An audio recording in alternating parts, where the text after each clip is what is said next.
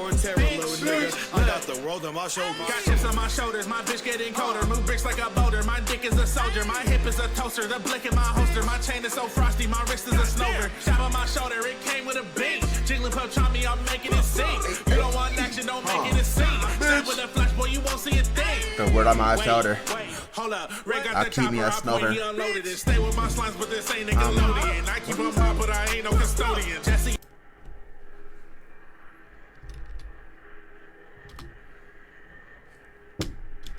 Yo, play the song. Fuck around and take you home from your mother. You don't want smoke, yeah, you don't want the You don't want static. smoking, you don't want the static. Bust down the paddock. I pop a potion, I feel like an addict. Emulate coin, so I'm living so lavish. Wait. Hold up. What? Hyper beat man, I'm reloading it. Chopper like ape, I'm evolving, do multi-hit. 4 man time for you niggas be coasting it. Robbing the Martin, I swear I take most of it. I got that swagger, little bitch, I be boasting it. Dirty flow grimer, so don't put no soap in it. Hop on my bike and I swear I be swerving. Whoa. Yeah. You never stated you know. Yeah. White. My bike it came with a chauffeur. What's the point? Kira, my wrist getting colder. Walk around just like Torn terror, little bitch. I got the word on my shoulder.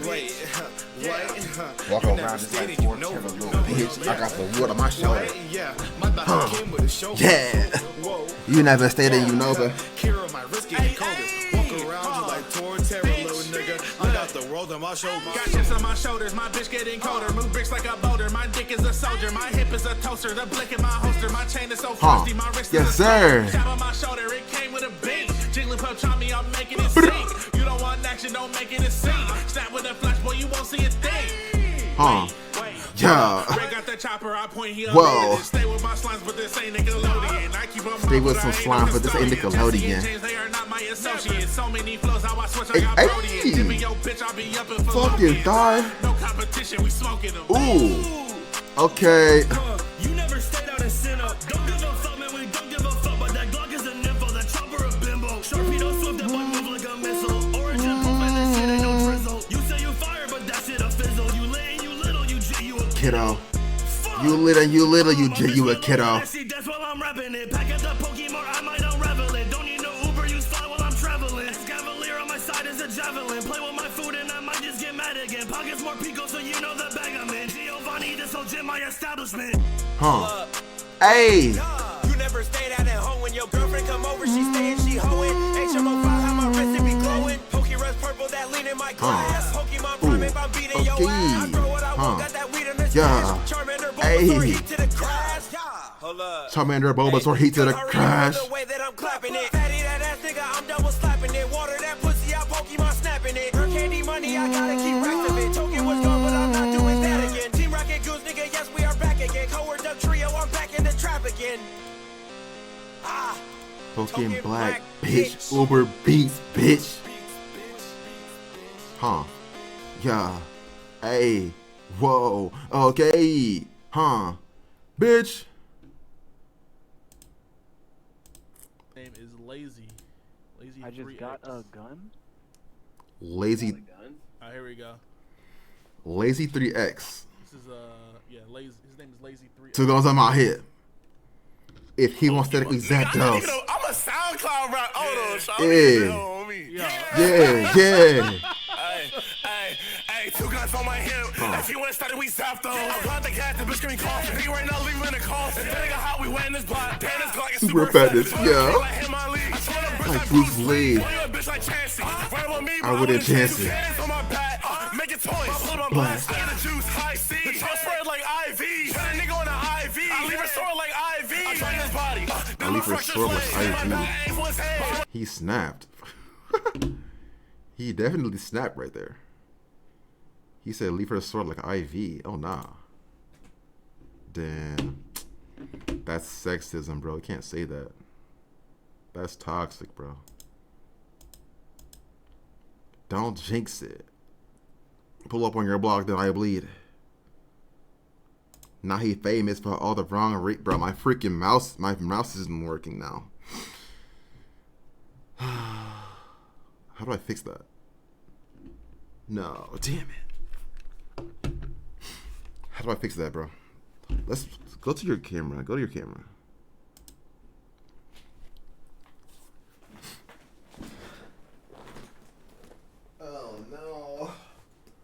gonna let the fire flash, but you better be heat proof. He thought he was legendary, more like a bee tooth. He thought he was legendary.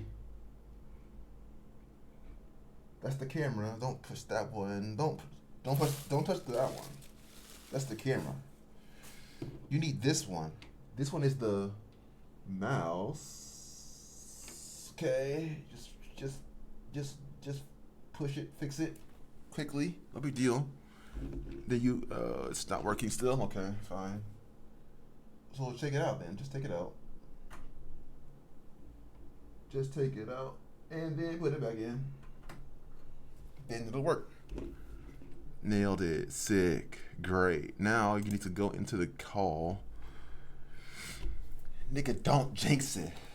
Pull up on your block, then I bleed. Slide. Now he famous for all the wrong reasons. Said he gonna kill me. Oh, that's kill.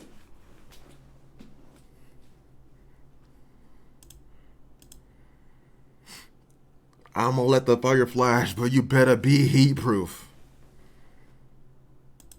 He thought he was legendary, more like a bee tooth.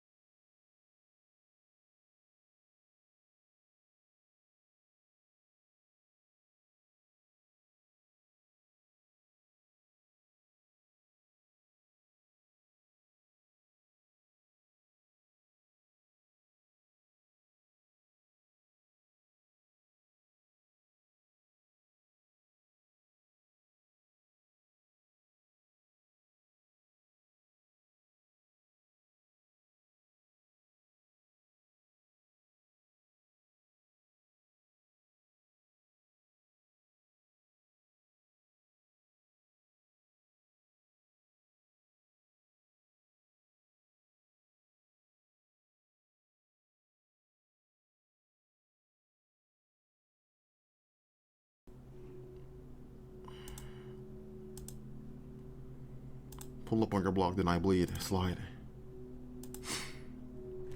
Okay, get in the. Okay, put the headphones on. Put the headphones on. Make sure your freaking thing works. Don't be late. You shouldn't be late. Nigga, don't jinx it. Pull up on your block, then I bleed. I'm late. I'm literally late. I'm literally late. Please stop. Please stop. Please stop. Please stop. You're literally about to, you're literally already late to your own thing. How are you late to your own thing? I need to know. I commented that.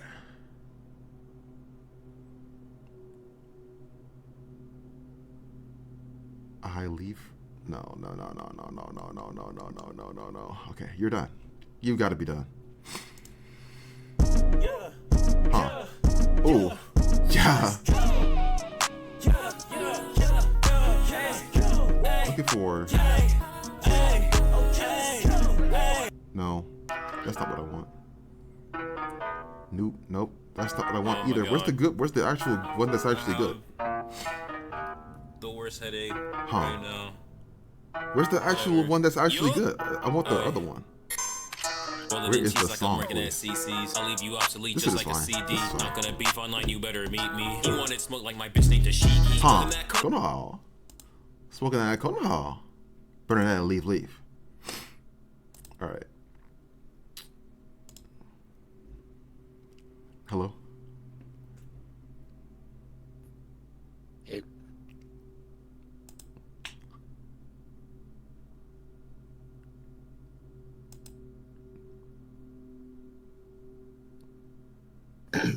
Whoops. Was Mercy here? Then she left? Yeah, I was just talking to her, and then I guess she cut out or something.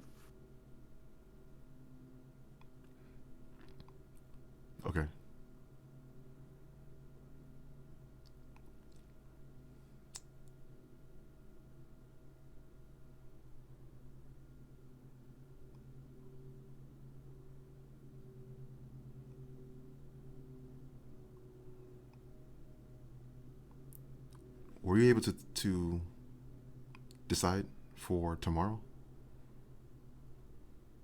Yes. I should be able to make it.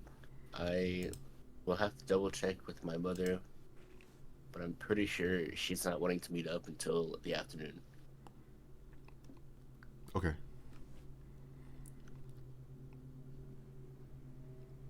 But I'm pretty sure I can make it tomorrow morning.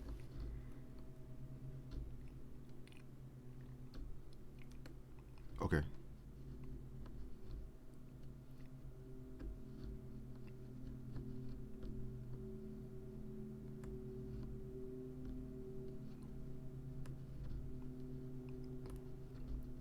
Yeah, I told Val, and then Val said he wanted to play it.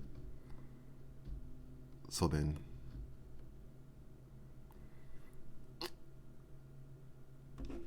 that was the idea for Sunday, probably like at most an hour and a half. I'm thinking of basically a single roleplay encounter for Sine, Val, Tazath, Azir. Some other elements might be involved as well. A big confrontation in the abyss.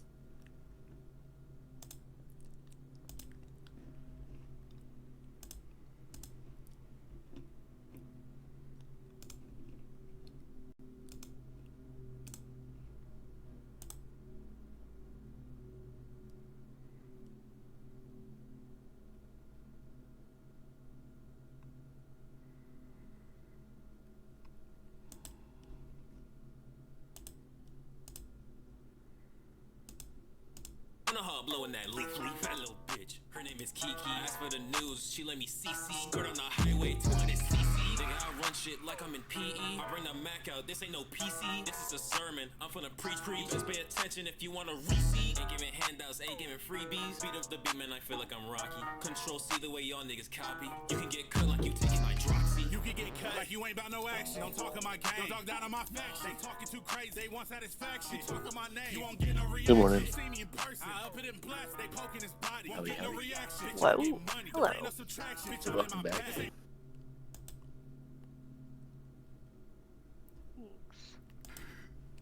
That was weird.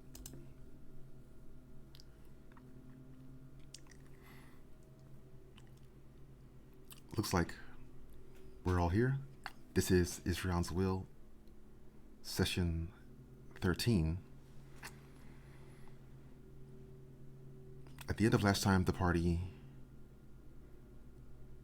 met with Avia, Zanir's sister, and explored the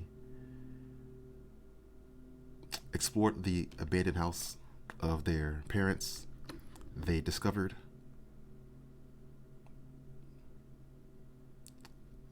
a variety of information, in particular, a point of interest, a red dragon, Graxitar, a fire dragon staff, the Flamebinder. Afterwards, they rested on the island and planned to head back to the Evertree on the following morning.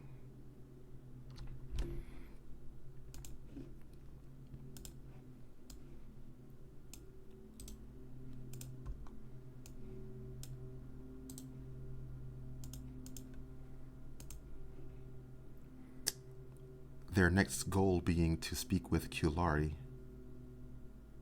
about what she knows about that red dragon.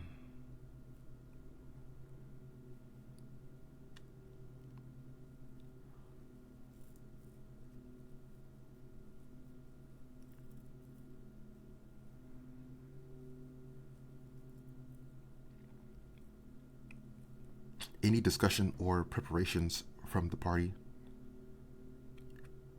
before they reach the Evertree? I have one question, which might just be an out of character question, but I forget. Did What was Avia doing after we saw her? Like, where was she gonna go? Did we talk to her about that? When Avia left, she was going to the arid branch, the desert branch of the Evertree. Okay. Where the dragon's lair was. Ah. That makes sense. Okay, that's it from me. Does Mercy still make us wake up before dawn? Yes, she does. She doesn't Oh. understand why you guys have to sleep so long. And we don't understand why you have to sleep so little. Do you even Ah. sleep? It's more of a meditative state. Now, come on, chop chop. Time to go. 5 more minutes. Oh no, no, no. You said 5 minutes 5 minutes ago.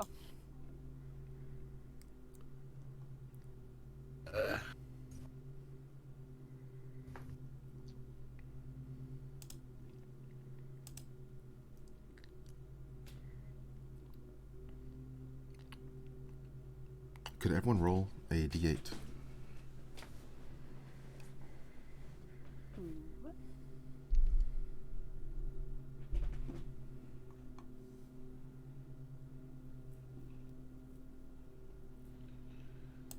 It's loading at the moment. Give me a second.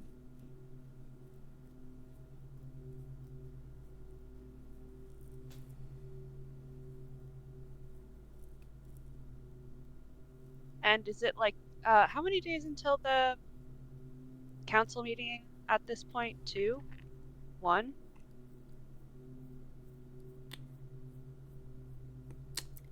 On the, let's see.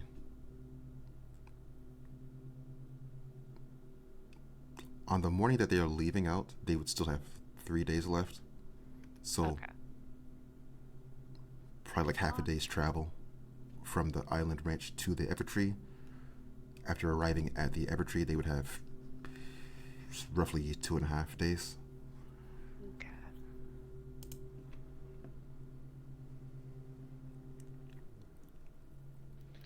Can someone roll a d8 for me? I don't know what's going on with my laptop. It's widescreening at the moment. I got you. You rolled an 8. Cool, thank you.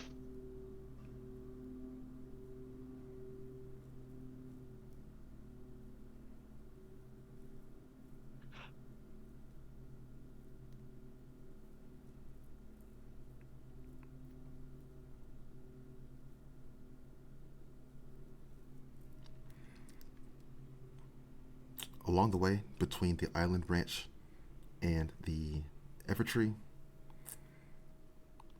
Felix is having a friendly encounter with a seal. Seems pleased to see him. Oh. Oh, well, hello there. Felix, do you know this seal? Not to my knowledge. And he'll reach out to kind of like pat it on the head. Seems friendly though.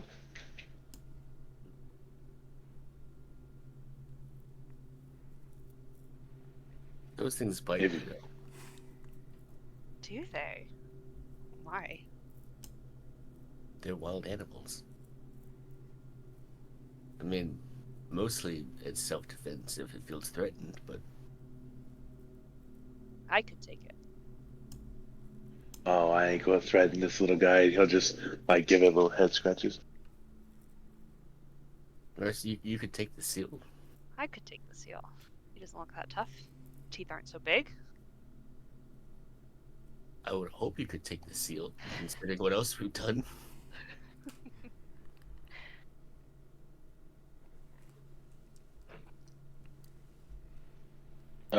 Does it look like it wants anything, or just like happy to be around?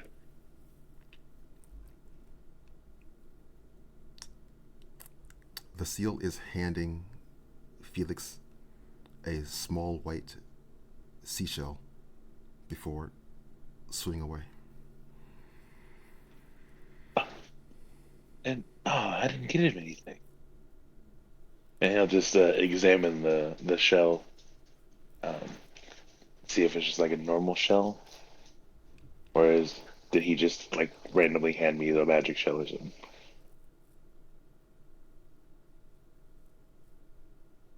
Mercy looks at Zanir.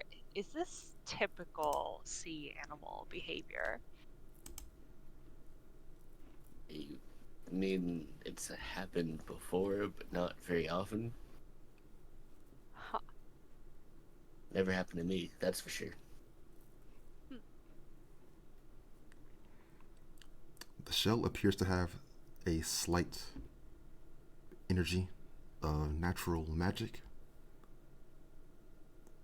What it is in particular would need further study.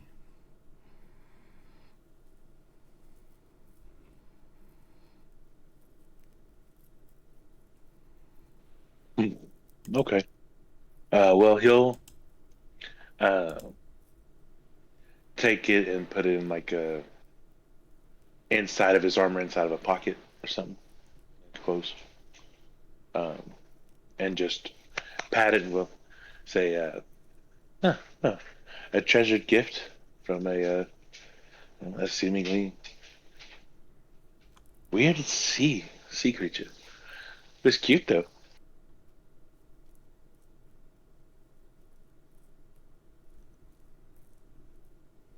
I might want to determine what that is later, but Oh yeah, I'll ask around, but I'm no expert in magical shells or anything like that. well, if it's a magic item, I can identify it. Oh, and he'll dig it back out. Well, it seems to have a little bit of magic in it, so there you go. Well, I would need 10 minutes of uninterrupted concentration to do that.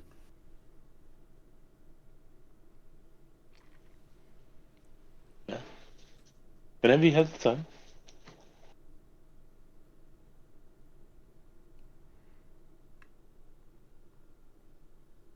Zanir would have the time along their travel. He is finding that he's finding that the shell is a protective magic against Triton creatures. Oh. Interesting.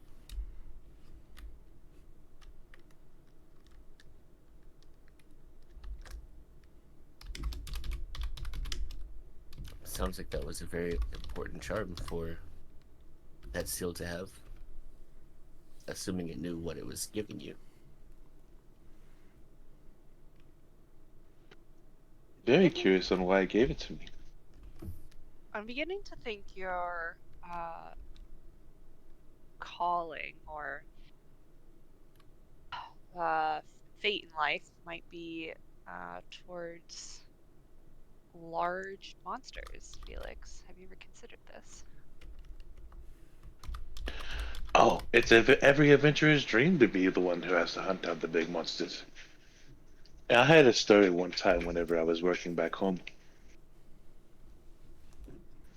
And chased down this monster. And he chased it all the way across the land.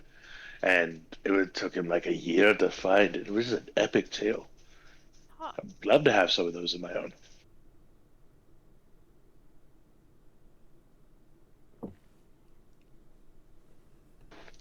And so far, I've gotten a few. I've had run in with frost giants, archdemons, cultists, and now even have a little funny tale with a little sea creature.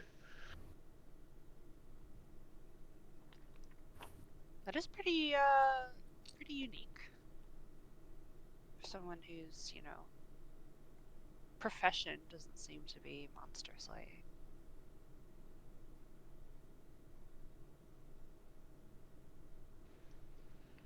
Never really thought about what the profession of adventuring would be. I always just figured I'd just take whatever job uh, came around and try for the big ones every once in a while, you know?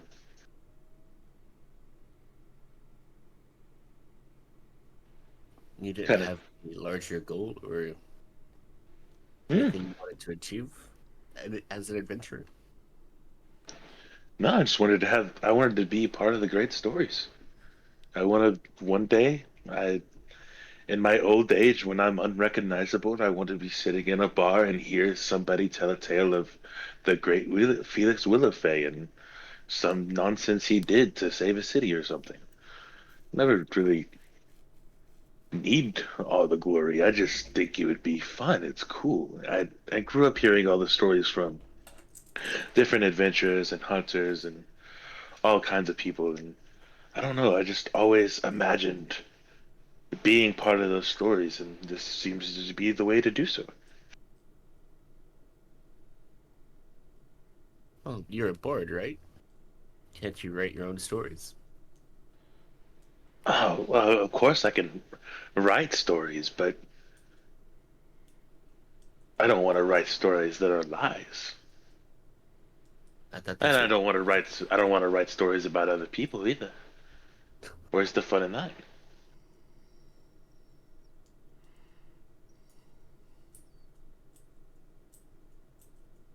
Hmm. So then, what kind of songs do you sing? Oh, you don't want me to. Shit. I've never heard you sing, Felix. Oh, Let's you hear don't it. want me to sing. I'm one of the instrument player, and he'll pull out a trumpet from his backpack and do a uh, little jingle doot. Just I play music mainly. I don't really be singing that often. I can tell a good story though. Um, I'm not very poetic, uh, unless I have it written down, and then I can get poetic. But I can tell stories. I can play the instrument. I can. I've been known to hype up a group of people before. Maybe bring in a little bit of inspiration. See. But you only tell stories about yourself and only unembellished ones? Oh, I don't say unembellished. Maybe like there's a little bit of grandeur sprinkled in there, a little bit. Like if I ever tell the tale of me calling Ashtan down into a duel, I'm probably going to say that he quivered in fear a little bit, but that's just for my own enjoyment. I But I see. want the stories to be based in truth. I want to experience them and then tell them afterwards and let them spread.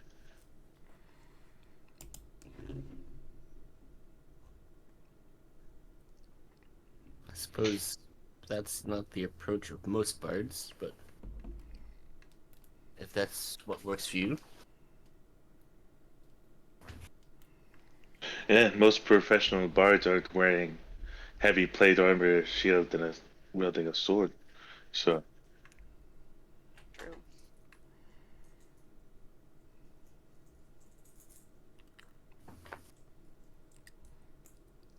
The party reaches the Evertree. Upon arrival, they are seeing Lorson, Kulari, and Jaili at the location.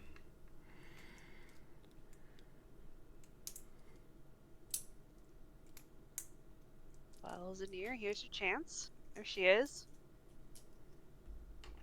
indeed, Where's the just points who for we the look. dragon?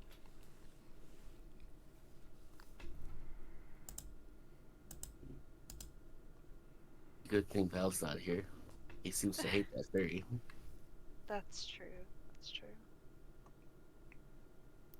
Where is he anyway? Oh, Bizzle Realm, right? yes, that's what he said he was going to go do. Visiting his demon conspirators. Patron, I suppose you might say. Yes. You guys let him go alone? Isn't that dangerous? I think he had company. He went with his friend Sine, Yes. the owner of the Etheria.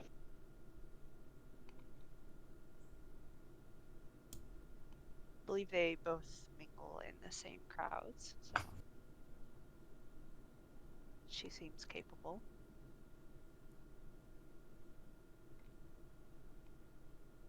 Oh, that one.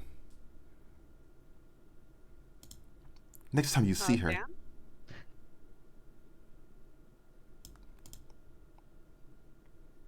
next time you see her, tell her I don't think she's as pretty as she thinks. Oh, wow. Seemed kind of rude. It's a little personal. Seems to you have some kind of history together.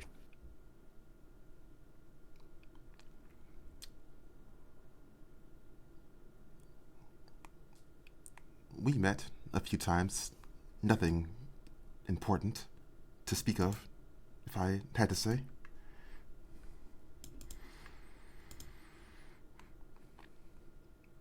Well, we will be sure to deliver the message. But we're hoping to talk to Kulari, if she'll accept our audience. You didn't pick up anything interesting while you were away, were you? Absolutely nothing. Felix is gonna focus on his pocket. Make sure that seashell does not come out of it.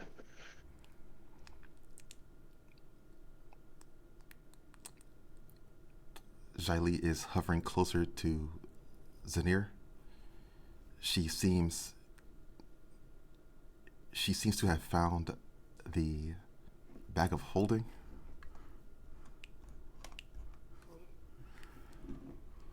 Can I help you?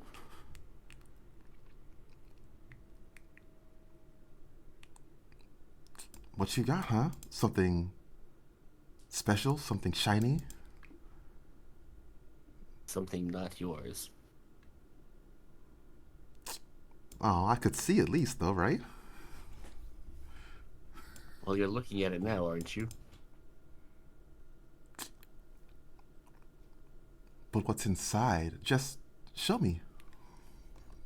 I don't even know what's inside. But I'll figure it out later.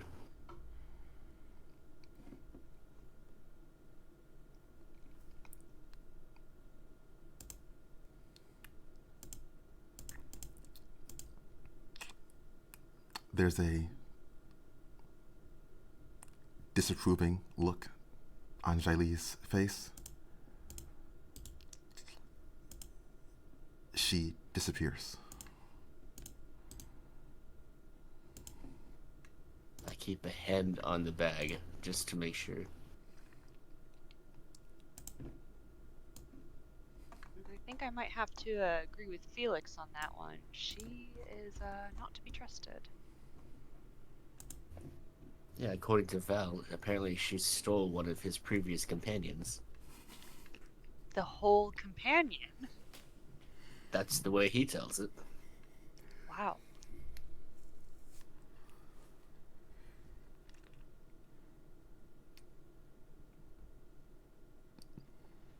I must sit down with Val and hear more of his stories. The things that he has gotten into is just, they seem insane. Yeah, I don't really know what to make of that either, but I don't know why she took so much interest in this.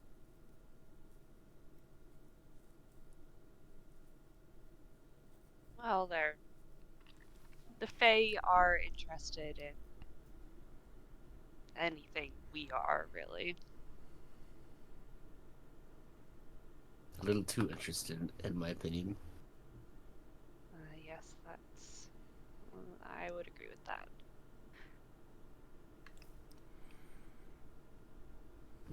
Anyway, Let's go and speak to Kalari. Yes.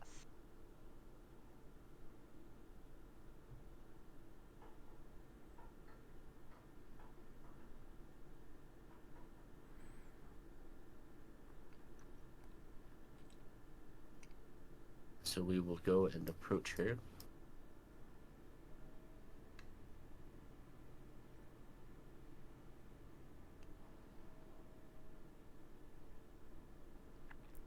Kulari turns her attention to Zanir.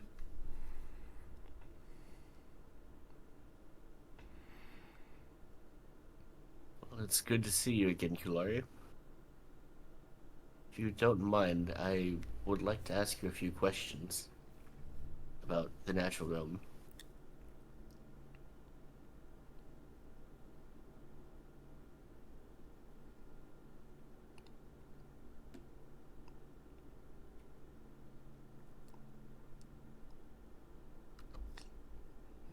Ask me, if you wish. Have you ever heard the name Graxeltar?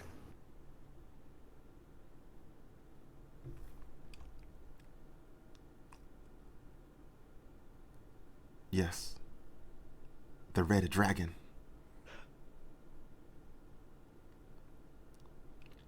That's the one, yeah.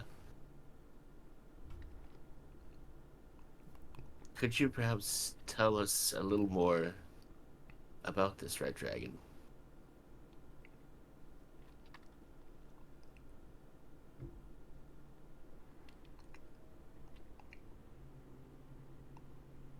Some time ago, he dwelled within the burning branch. But his presence became too dominating and disruptive.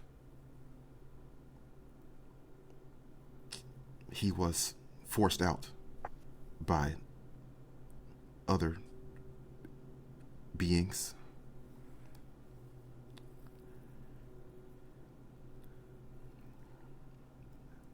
Other beings? Adventurers, perhaps?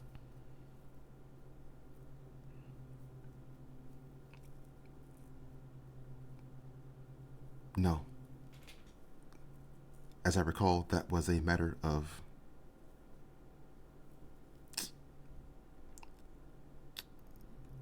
she's describing a fire elemental entity which disagreed with Graxatar. Sort of a, this place isn't big enough for both of us.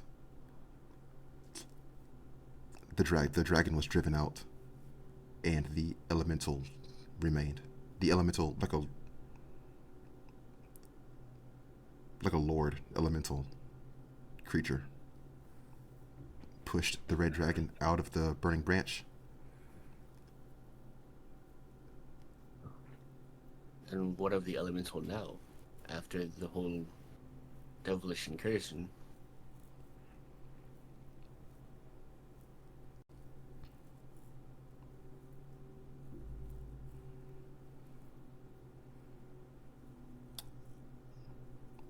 The elemental likely remains within the burning branch. A creature such as that, its power can fluctuate widely. I see.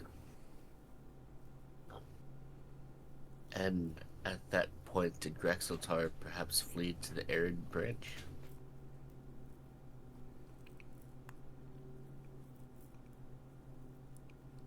Yes. My warriors in the past have met with him.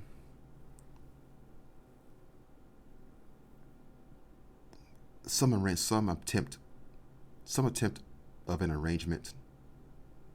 We attempted to arrange for his power to be in check. Those conversations largely failed. He occupied a region of the arid branch and made his lair there for some time until he was slain. Oh, he's dead. Yes, it seems that my parents were part of the party that killed him.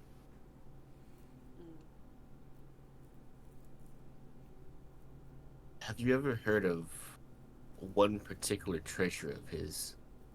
It was a staff called the Flamebinder.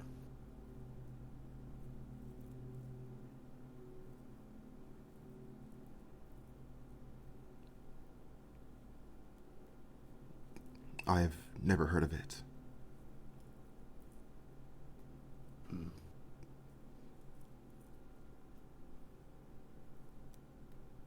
It seems to have been important enough for the cult to have attacked my home and to have killed my parents for it.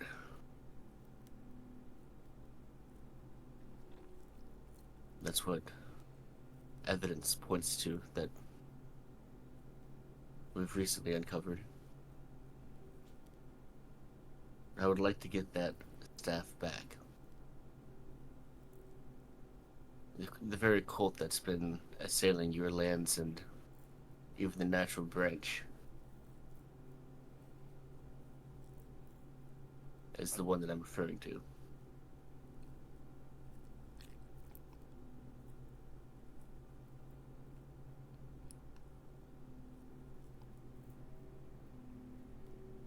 Yes, I am aware. That they killed his parents? She's, the cult being around. Ah. The party learned. The party did learn earlier in the campaign that some of Kulari's loyal were possibly in the cult as well, and there was some distrust of Kulari to her followers about who or what might be going on there recently.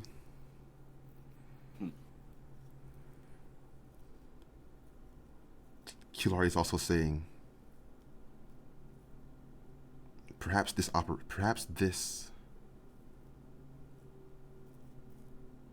has been going on longer than I thought.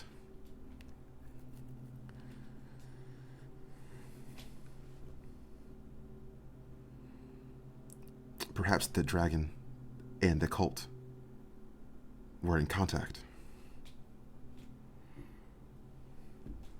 What goals would they have that would complement each other? I can't imagine Dragon would really want to see the devils on this side of the plains. Perhaps he simply wanted revenge on the elemental who ousted him and thought they might be allies in that. That is a good point, yes.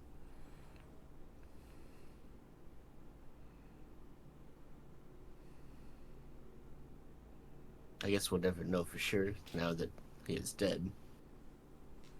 Well, perhaps your sister will find some hints in the arid branch at his lair. Perhaps. I suppose if the cult got to the lair as well, there may not be much left, but... It's true. You did have one other lead, right? Which one? The your parents' old adventure team member. Yes, Furin. He might know something. I don't suppose you know of a man named Furin.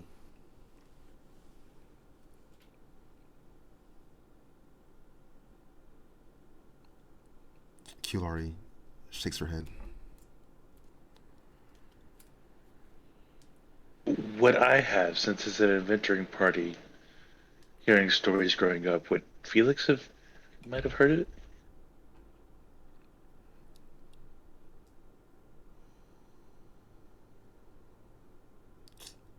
Felix could roll uh, charisma skill.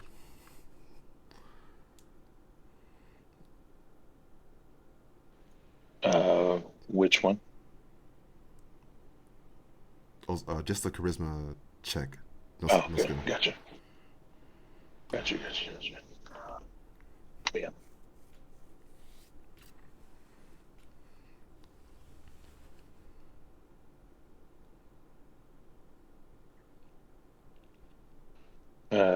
For I don't know why I didn't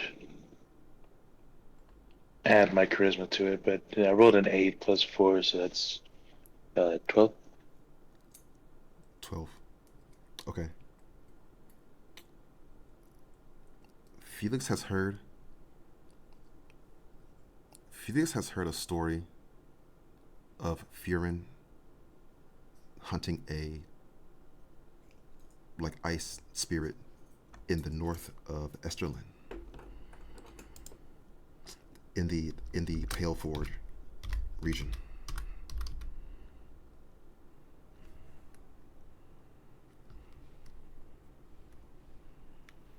I'll relay that to um, Zanir. Do I know about how long ago that was that I heard that story?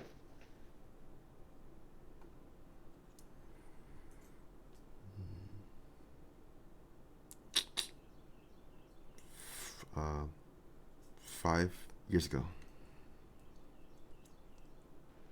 Okay, so quite a while.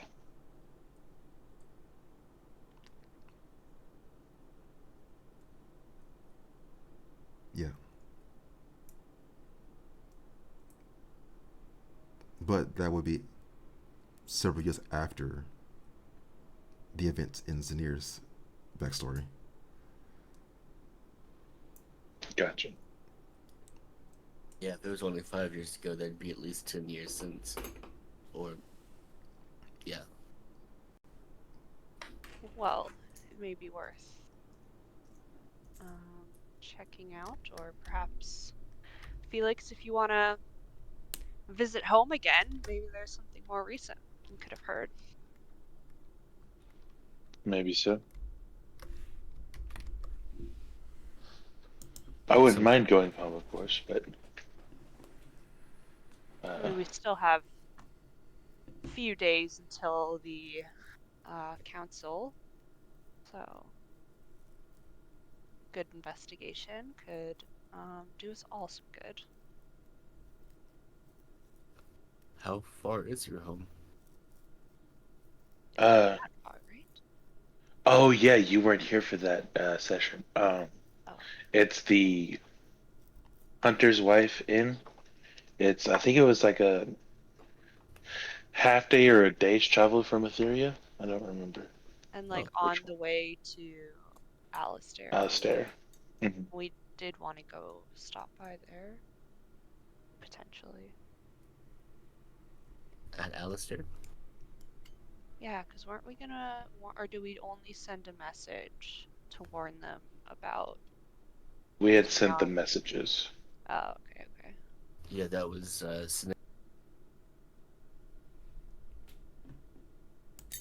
Okay, well.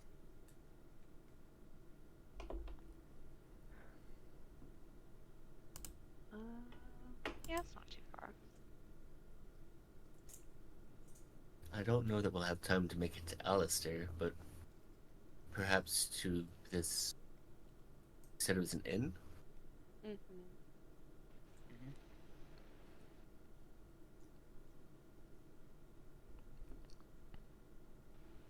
Yeah, you'll love it. Sure. My mother has done great things with the place.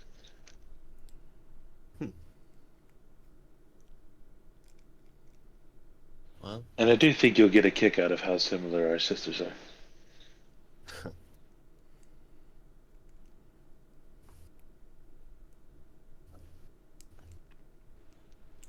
Well, unless we have any other leads, we might as well just go. yeah, I don't recall anything else, unless you two have anything to ask Kalari. Uh, I did have one small thing. We'll see you at the tribunal, right, Scolari?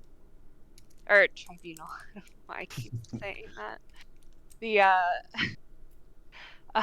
the council. Ilvoth will represent the natural realm in that case. Uh, I wanted, to know your or the natural realm's opinion on the angels and how helpful you think they would be in future fights against, well, not just against the devils, but to protect the innocent and the victims.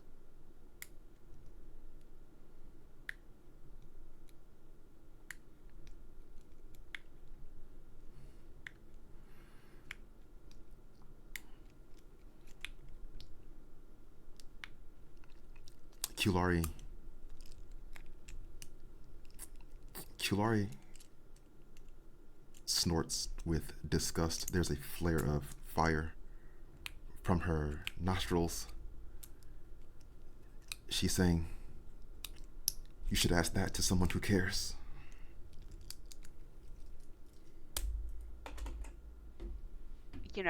I ask you because it's your followers who are the victims, and they might be in trouble at the hands of ignorant angels.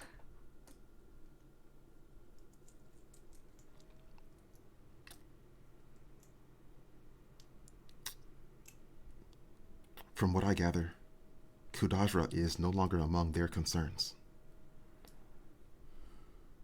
Oh my god.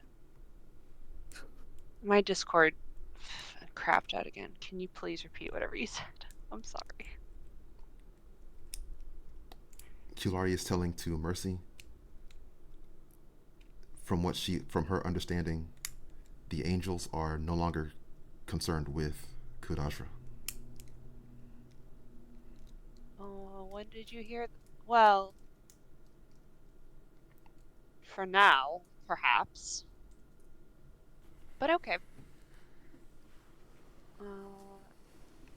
Wait, did you not tell me that the angels were going to punish their own followers for not destroying Kudajra?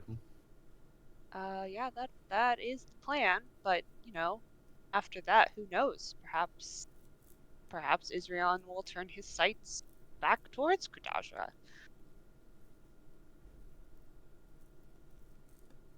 Or he'll spur those followers into doing as he told them. Yes, that too. For And what I purpose? have a feeling that the devils that we haven't seen the last of the devils, and all of this infighting really isn't helpful.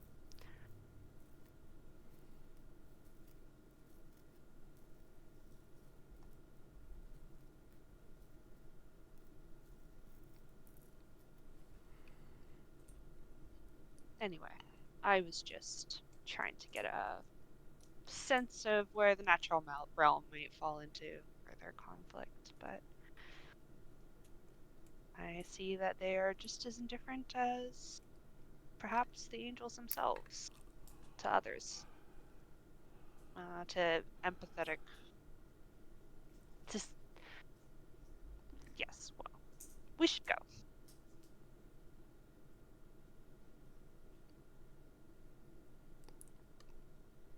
Possibly relevant for the party's next destination, the Night Garden can be reached from the Evertree. Ooh, Did we have something to do in the night garden?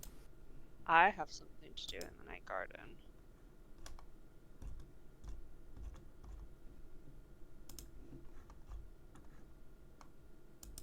I guess that depends on whether. Well, I mean, you guys could always go visit Felix's home. I just wouldn't mind taking a stop in the Night Garden to see if your darling sister spoke anywhere near the truth of what happened to my mentor.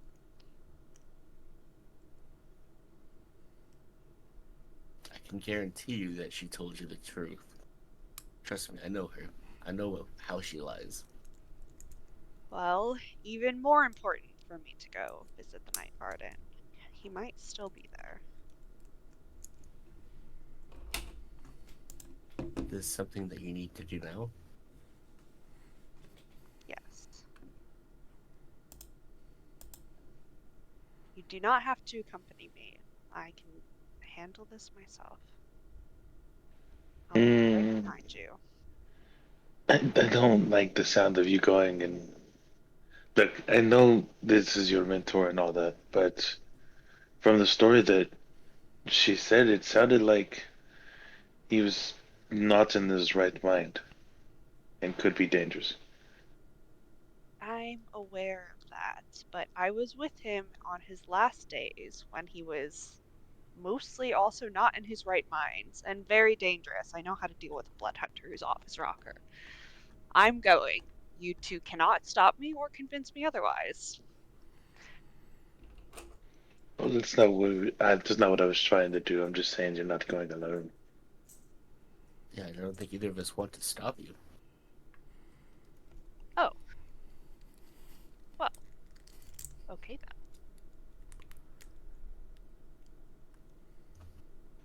I Lead the way. I've never been to the night garden. Nor have I. Oh, I'm sure we could figure it out. Have you been there? No, but I have an affinity towards these things. Can't be that complicated. We've already done a little bit of traveling from the Evertree, so I'm sure it's just a matter of changing destinations.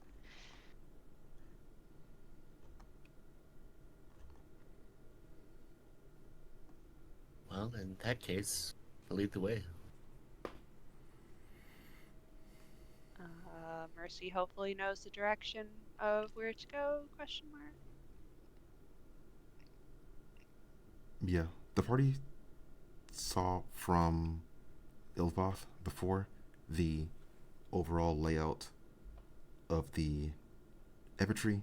In this instance, the party is looking to travel down from the tree through the effectively the roots system would reach the night garden.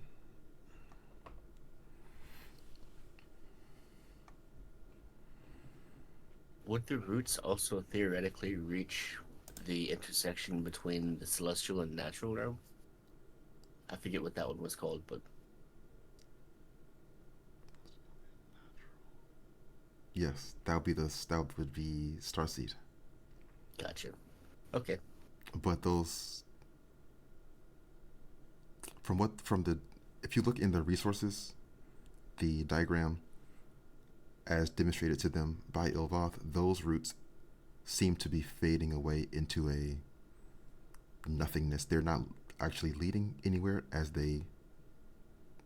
you might expect. That realm doesn't exist currently, and those roots where they would lead are fading into the void. Right. And I recall there were some elves trying to restore Starseed. Yeah. Yeah. Alright, cool. But for now, to Night Garden.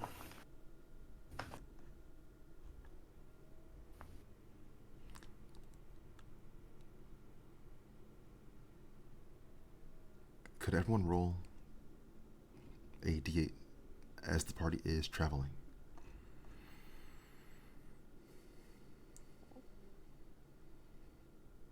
Big ol' one. Oh, we're rolling low now.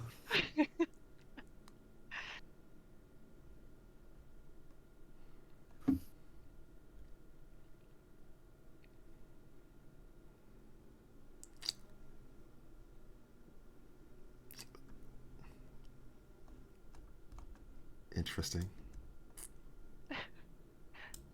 So the party is traveling down from the tree towards the roots of the tree, which are leading into the night garden. Along the way, Mercy is seeing a vision.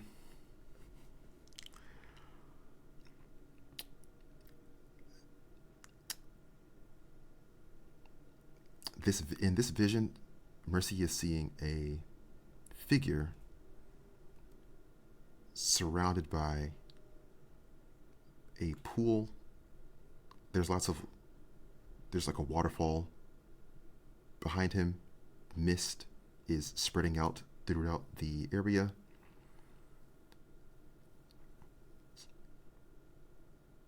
This person is sitting down almost in a peaceful, meditative state.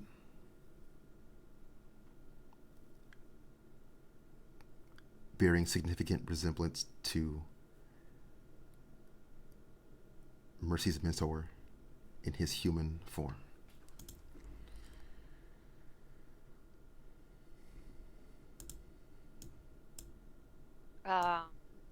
She's gonna, in the vision, try and like push her way towards him. Not really sure how much control she has over it though.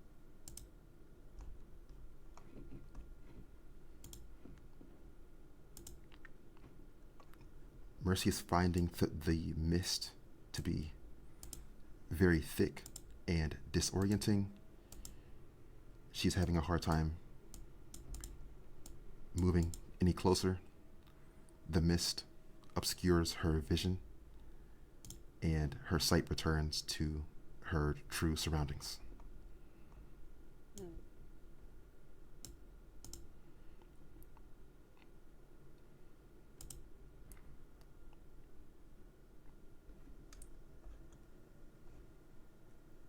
She doesn't say anything, but she continues on, convinced that she's on the right path.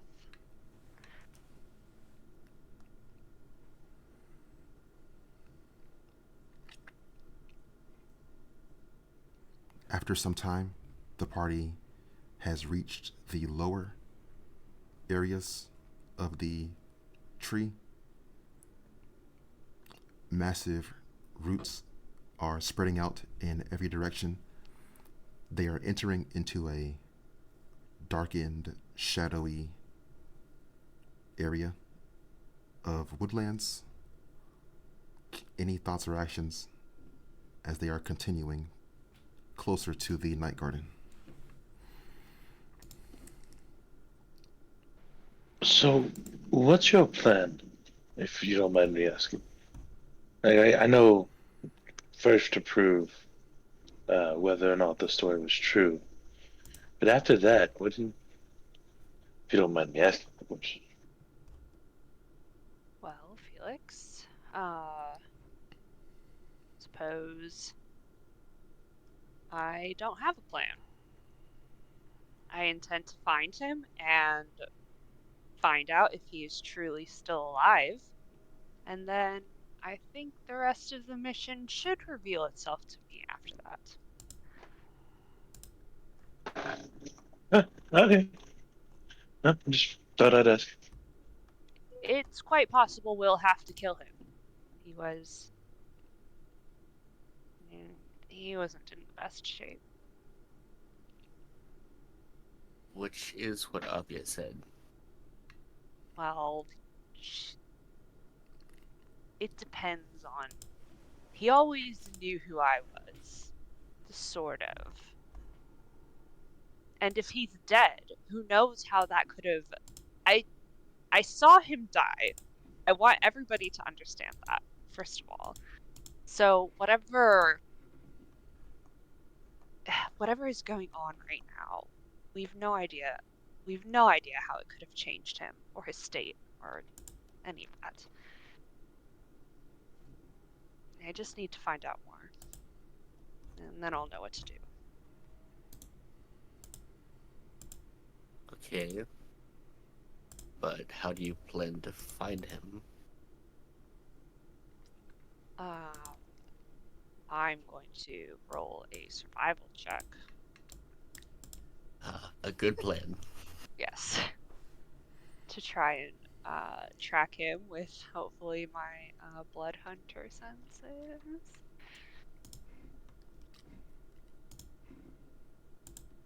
Yeah, sounds good to me.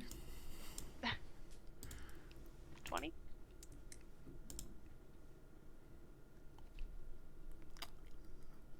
20. Yep. So Mercy is confident that she is currently on the right track, heading in the direction she's sensing.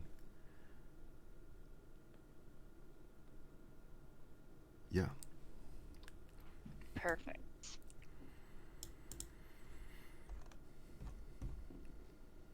And depending on how long they've traveled, I doubt there's like a daytime, nighttime, but if we need to make camp too.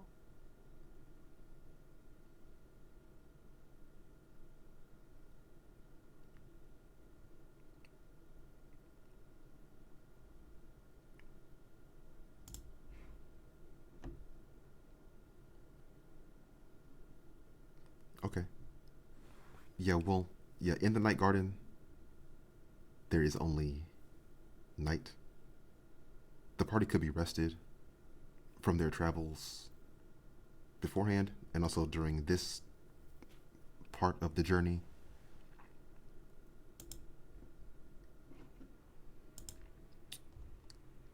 Oh, and also, just an anecdotal. Mercy will have her like the hood of her cloak down for most of this journey, which is not something she typically does ever. But Eternal Night seems to be a good for her.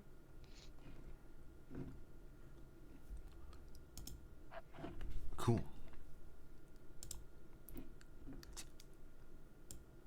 Meanwhile, poor Felix.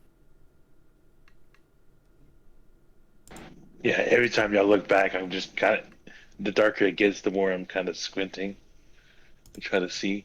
But I'm not going to bother y'all by talking about it.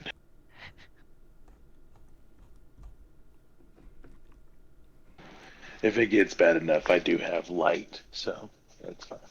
Mercy's be also okay. setting like a very quick pace. So Felix is probably, I'm sure Zanir is fine, but Felix might be having some trouble. You just hear clank, clank, clank, huff, huff, huff.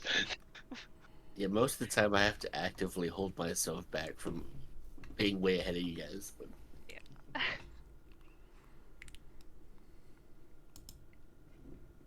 Are they seeing anything? Like, what is the, I guess, fauna like down here? Or is there any like signs of civilization or anything like that?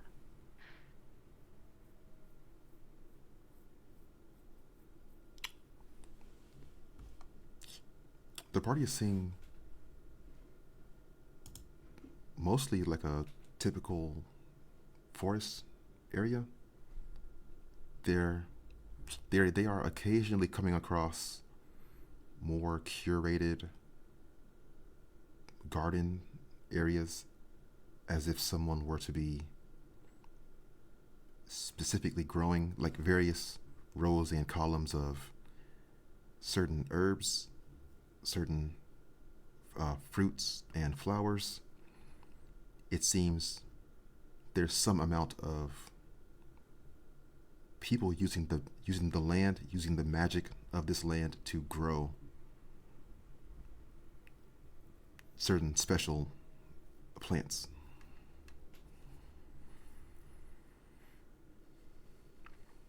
Is there anything worth taking samples of if no one's looking? That Mercy might be able to identify. Maybe some that might be like remedies or poisons or anything.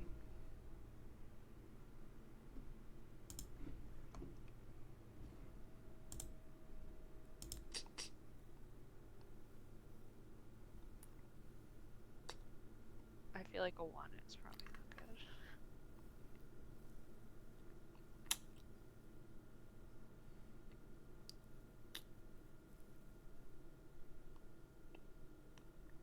The party is coming across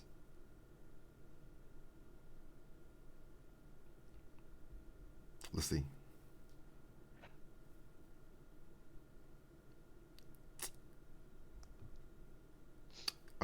Let's see. The party is coming. The party is seeing this particular field that they are crossing.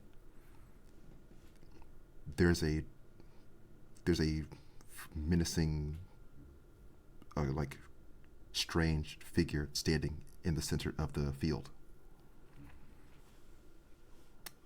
The field is various rows and columns of a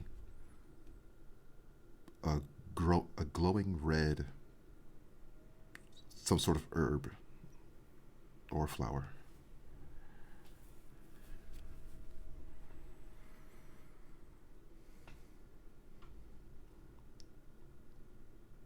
Can I try to identify it? Or, well, does the figure look like it's, like, moving?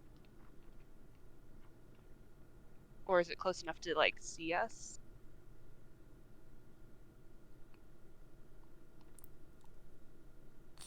Mercy could roll perception. Perception.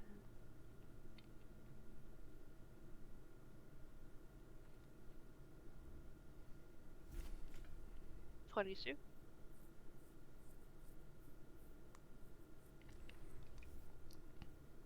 Okay. Mercy is seeing. Mercy is looking more closely. Where there was one figure, there's now 3 figures. Oh. They appear to be humanoid female individuals. They're wearing black, tattered robes.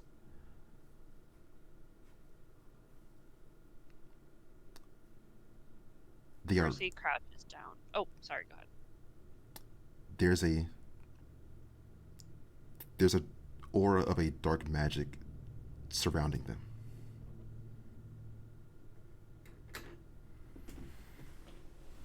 Mercy stops Zanir and Felix and draws her weapons. I don't think those are friendly.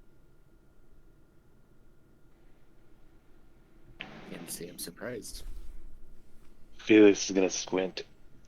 Who?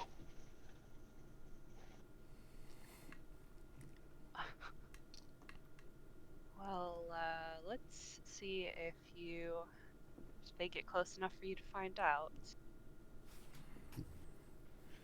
Felix will be just like cowering behind his shield because he can't see. He's a little bit more afraid.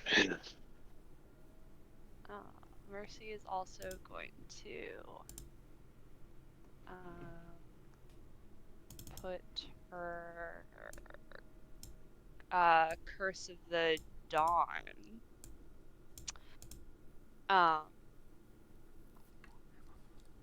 Crimson Bright on her 2 swords, which actually makes them glow very brightly, so you might be able to see. Can I move away from Mercy before she lights up a beacon for the enemies to see? Probably. She cuts her, palm of her hand. It's a whole thing, so you've got time. Yeah, I'm gonna go hide in the trees nearby. Try to climb up and get a vantage point.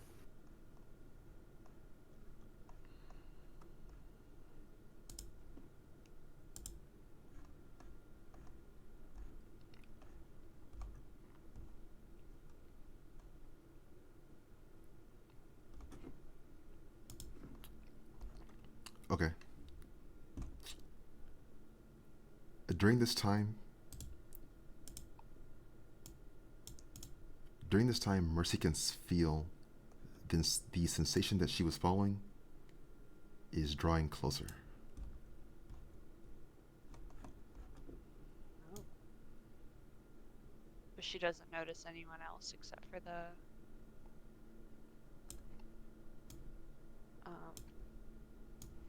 the women in the field?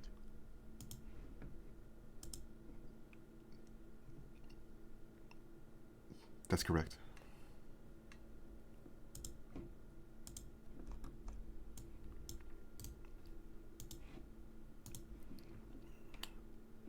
I'm bringing the party over to this page. The party's at the top left.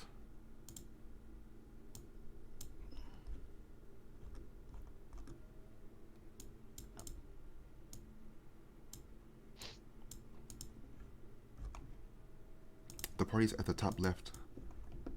They are seeing a gathering of 3 people. I think Mercy would be able to recognize these as witches as well. Okay. Although her blades are clearly ready for action, she doesn't like hold them in any fighting stance yet. Maybe we could ask them some questions, and they won't attack us.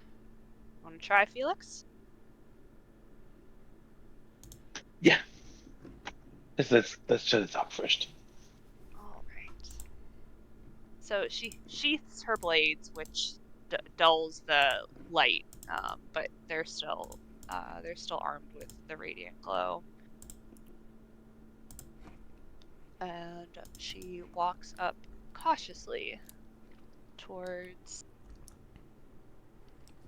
the 3 figures.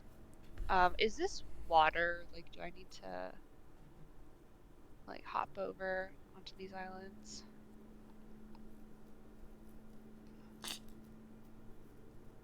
The water is shallow and not affecting any movement.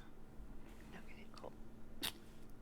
A terrible howling sounds through the area.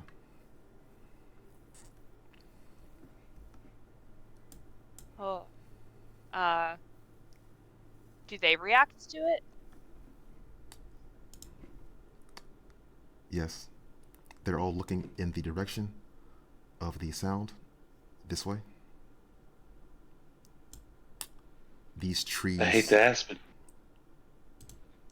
my bad. Go ahead. These trees are disturbed by the presence of a creature.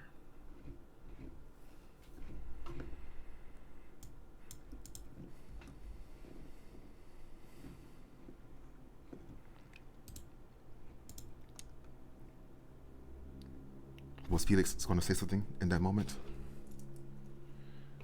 Yeah, I hate to ask, but do you recognize that howl? Yes. I don't. Oh, I do. I do. Stay here. And Mercy walks up closer while keeping an eye on the 3 figures. I never gave him a name, did I? What should his name be?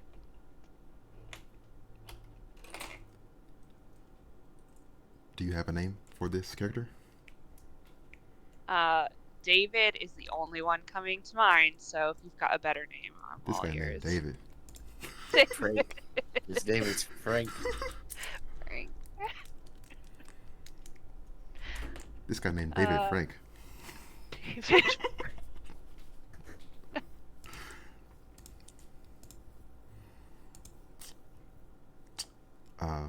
Mercy is. That's my go-to name is Balorai when I don't know what to say for a name.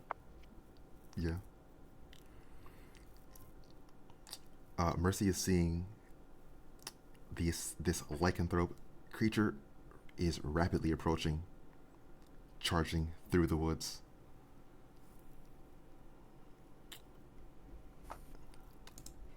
David. She holds up her hands. Is that really you?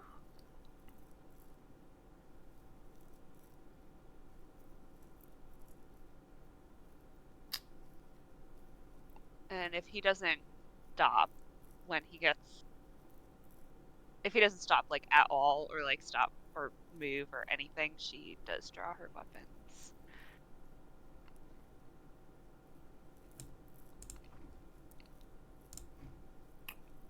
Mercy is seeing the beast was clearly had his attention over here before she called out to him. At which point he is stopping in his tracks. The water is splashing underneath as he's turning to face Mercy.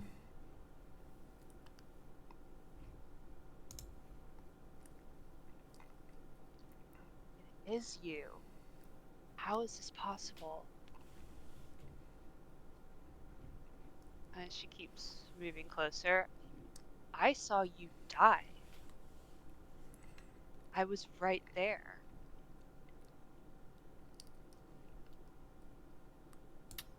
There's a low growling sound of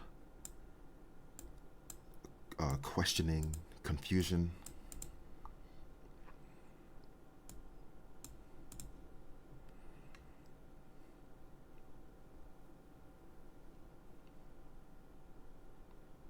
Can you shift back?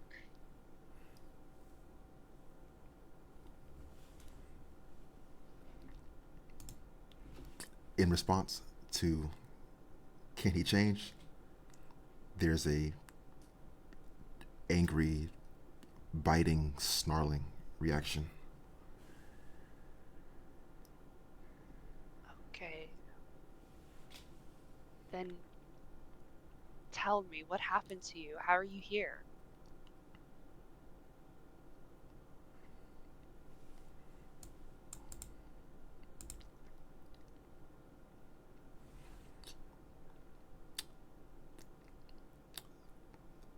The creature is drawing closer to Mercy. It's, with one hand, it is clawing on its neck. Around his neck, there is a necklace with a pendant of the order of lycanthropy, but the symbol is cut in half.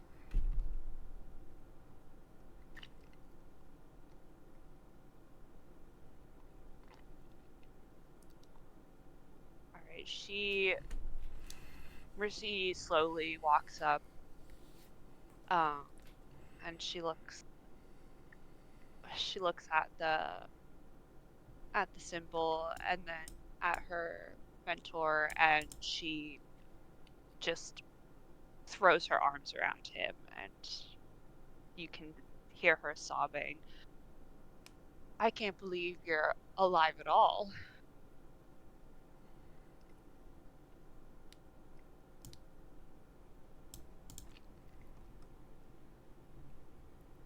And after just a couple minutes, probably not even that long, she pulls herself together and then takes a deep breath.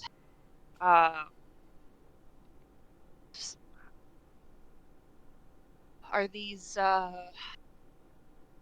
witches enemies of yours?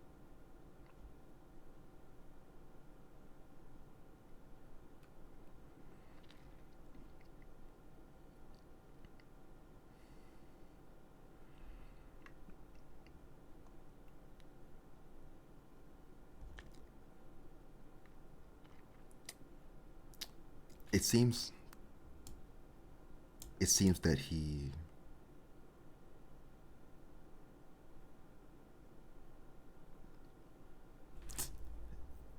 let's see. It seems that he doesn't either. It seems that he doesn't hear that question in that moment. His body language is very tense. His breathing is heavy and labored. There's an expression of an intense frustration on his face. David,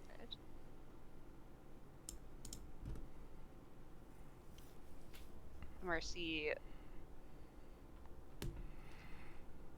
puts a hand out, kind of tentatively. Are you there?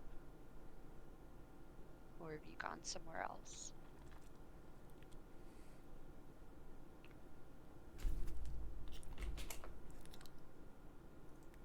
Mercy could roll survival.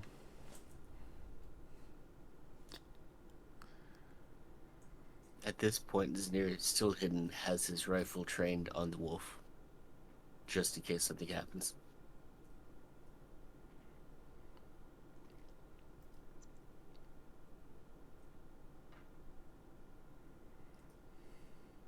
$13.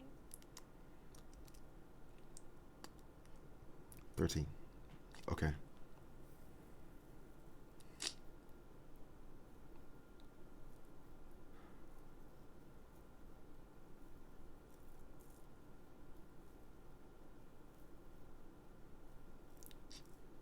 Mercy is getting the sensation that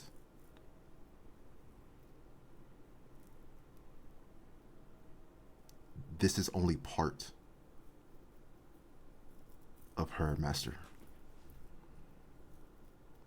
This is not the full. This is not him in his full capacity.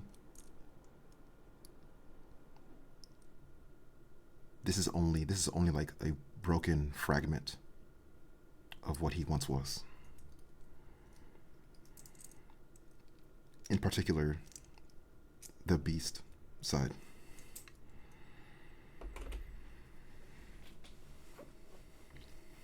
She straightens up, her face softening and understanding. I see. And she turns around to the witches. Let's see if they know anything about this. And she's gonna charge at them.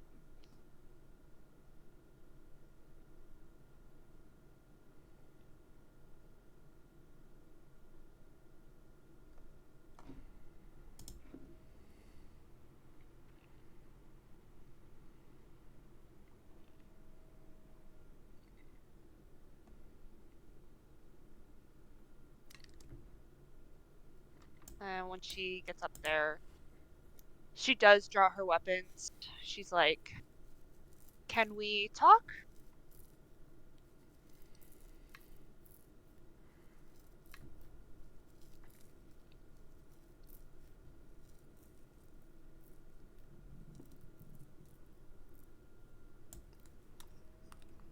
You shouldn't be here, and neither should that creature. Why is he here? And where's the rest of him?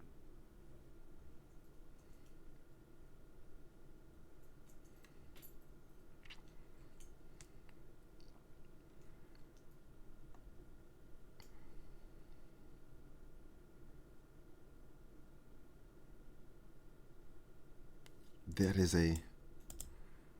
is a shadow, a revenant, some piece of that person which was drawn here after death.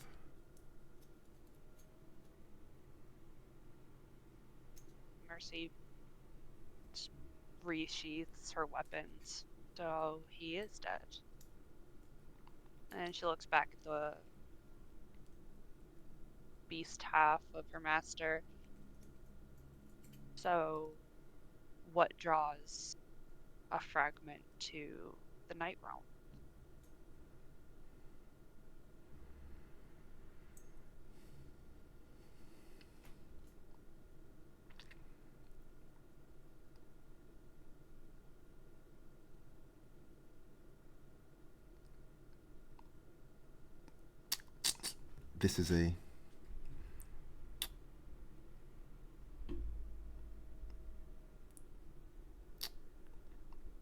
This is the realm for, well, this, the witch is describing, this is the intersection between nature and darkness.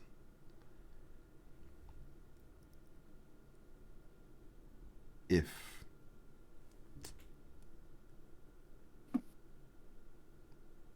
whoever this was not able to rest, it makes sense for their beast portion to emerge within this realm.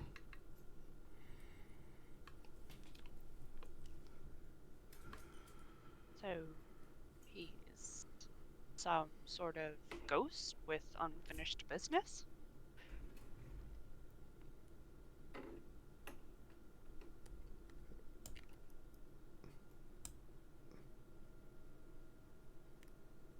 That is my understanding.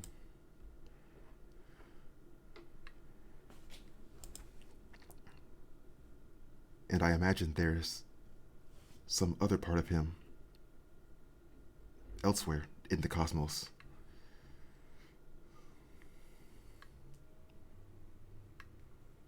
The other part wouldn't be in the Night Garden?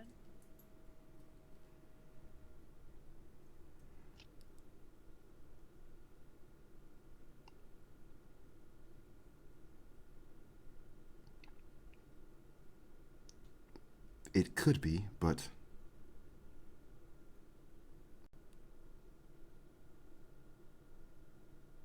that would mean he was a pure beast with nothing else of his personality. Mercy shakes her head. No, he was never a pure beast. What if I find this other part?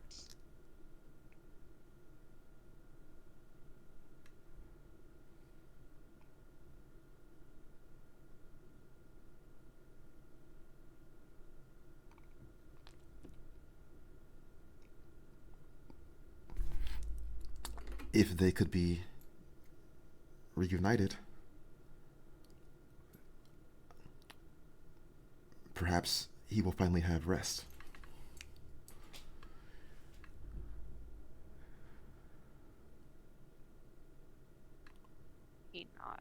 Mercy nods. So, I don't suppose you'll let this half of him stay here until I do.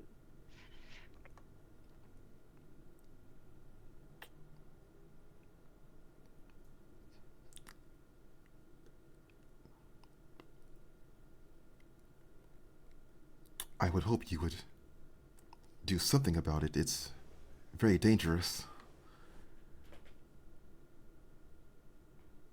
Well, I can't very well take him with me. I mean, look at him. He's happy here.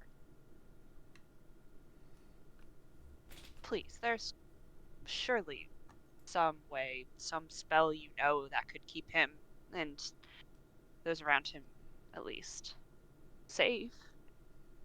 Or, I don't know. I would owe you a great deal if you helped me with this. I don't know what to do with him. I thought he was dead. And, you know, he's not fully beast, of course, and he's a good man, but obviously right now he's just his lycanthrope half. There's, you know, big claws and teeth and generally aggressive. Can't just take him around town.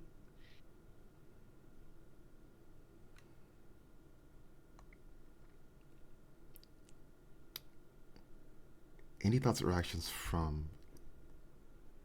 Felix or Zanir during this time? And what is the wolf doing at this point?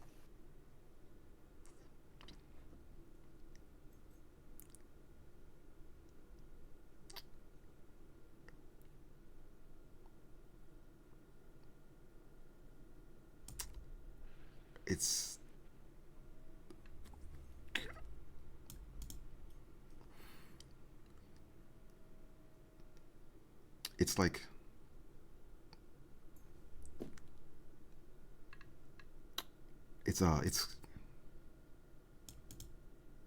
it's clawing this tree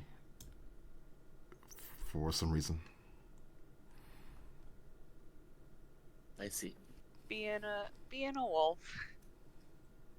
Is that something wolves do? If possible, Mercy would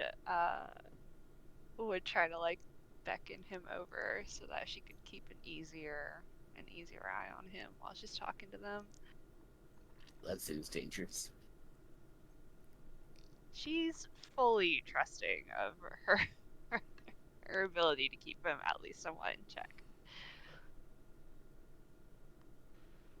I'll be watching, hiding behind the tree, making sure the swords that are glowing don't start looking like they're fighting. Once that happens, I'm racing over.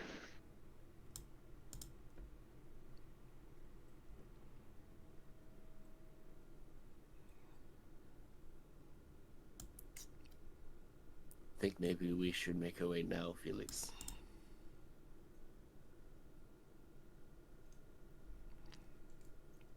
He'll put his hand on your shoulder. Lead the way.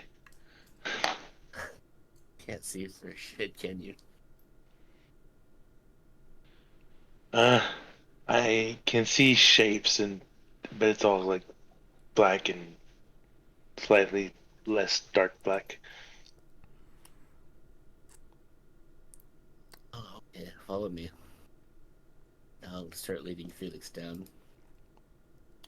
The witches are saying to Mercy, perhaps we could focus his presence into that amulet he wears. It would keep him contained until some other resolution can be found.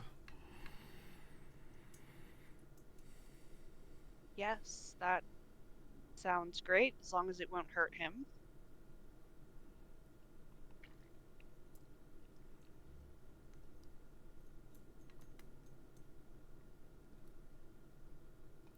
He won't be harmed. The spirit is a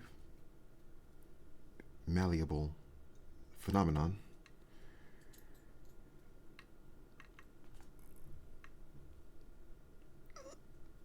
Mercy takes a deep breath, looking like she's internally conflicted, but resolved to trust these strangers.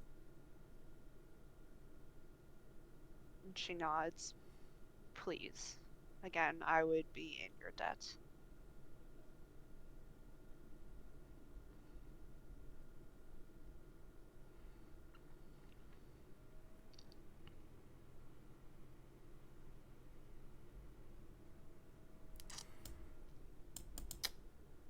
The witches are walking over like this. Before they do anything, Mercy goes over to David and like crouches down and puts her hands on, well, I guess he's a werewolf, so he's probably pretty tall. Like puts her hands on his head. I will make you whole again, and you will rest. Finally.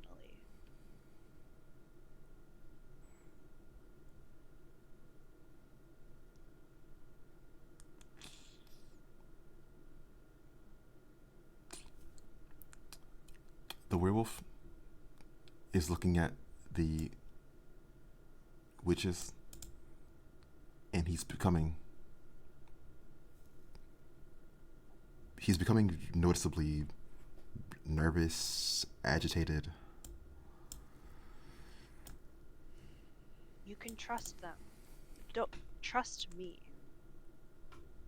I won't let anything happen to you further.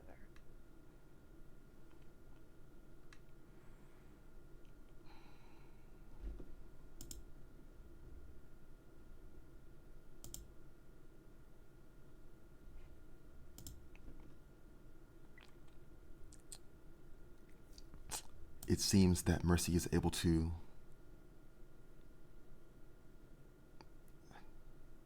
have him be calm in that moment.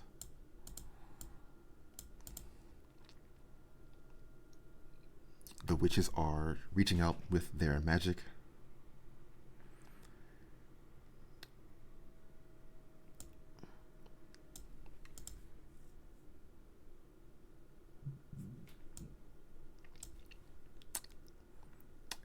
a shadow begins to envelop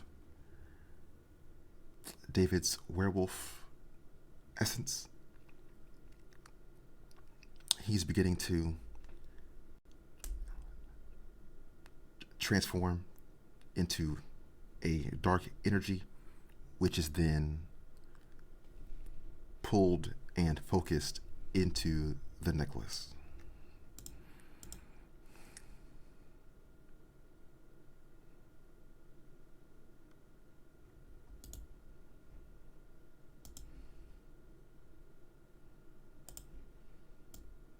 Mercy picks up the necklace and tucks it, puts it around her head and tucks it under her armor. And she bows her head to the witches. Thank you.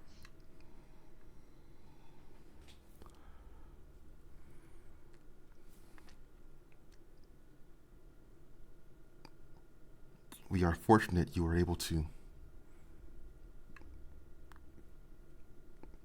get it to be calm. I always had a way with him. He wasn't ever truly gone towards the end. If there's anything I can do for you three, again, I owe you.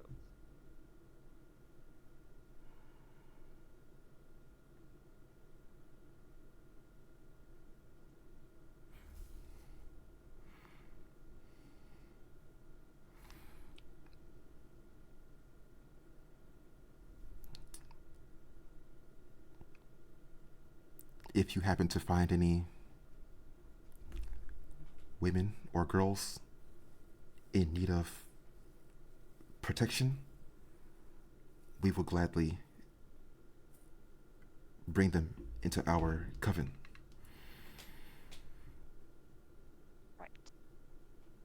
Willing individuals, yes, I will happily direct them over here. You guys haven't seen many vampires around here, have you?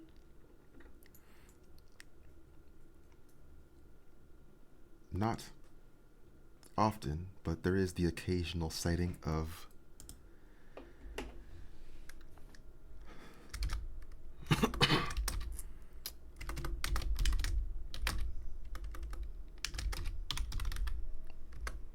Sir Mavrin.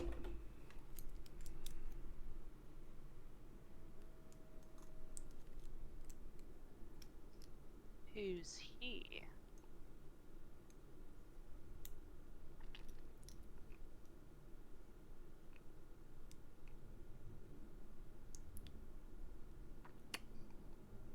We aren't sure exactly, but we do know that he is a ranking member of the House of Mavrin who hail from an estate in Dreadvale. Huh. The territory surrounding Grimcourt, where the Drow rule. Good to know. Well, thank you. I think we should be on our way.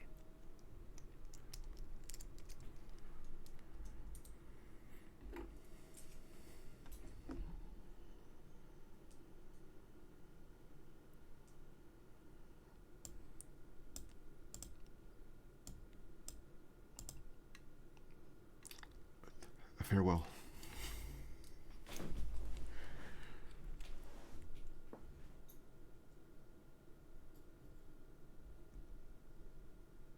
Mercy doesn't really say anything to Zanir or Felix and just starts walking back the direction they came.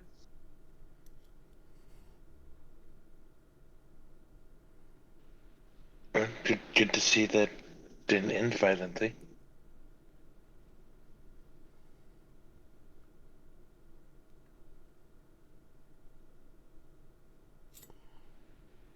Are you okay? I'm fine.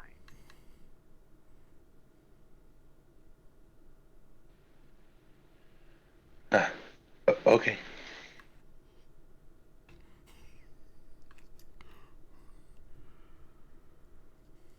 Sneer's Would just gonna whisper over to Felix.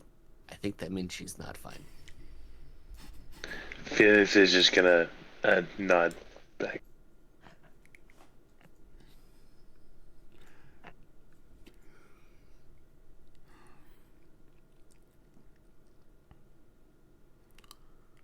Well, come on, guys. No point in dallying around. Felix can't see anything, and he's very noisy. Hey, I was doing my best to keep quiet. I know, Felix, you're not very good at it. No. And you'll just shrug, and even that makes noise. Well, we all have our strengths and weaknesses, I guess. This just is not the place for you, it seems. No, I can safely say I don't think I'll be coming back to the Night Guard unless a job brings me here.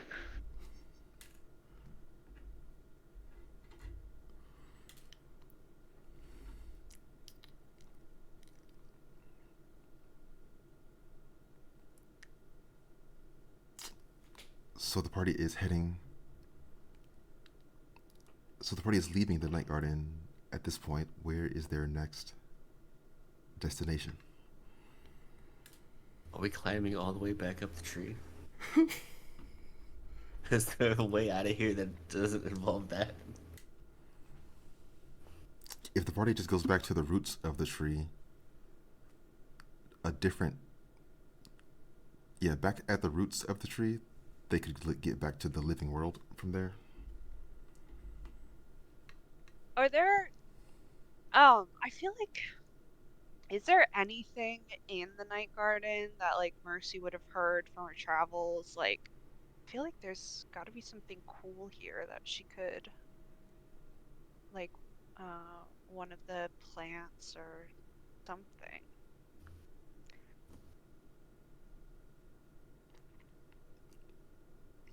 Is there anything like that that she would have, like, any other reason that she might want to, like, not be here, but, like, could be looking for, like, I don't know, some sort of fancy plant that might be worthwhile or taking a few samples of?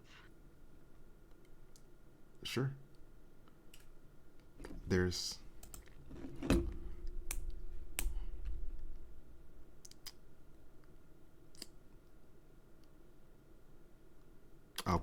Would Mercy share that interest with the party?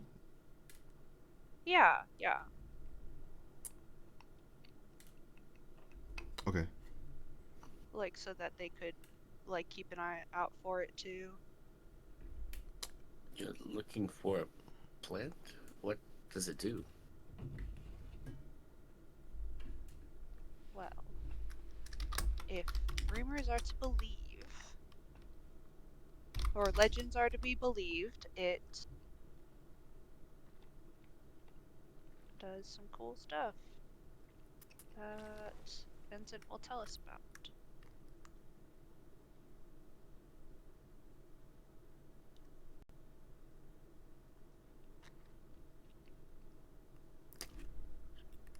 During their travels in the Night Garden, the party is able to acquire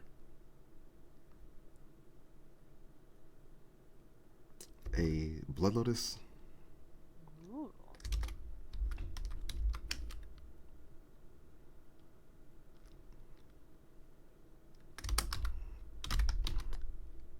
and also a soul orchid.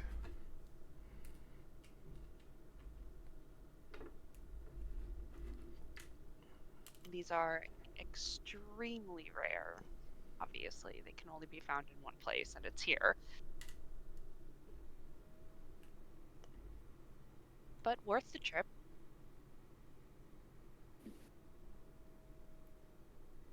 And I mean, they look cool, I guess, but what do they do?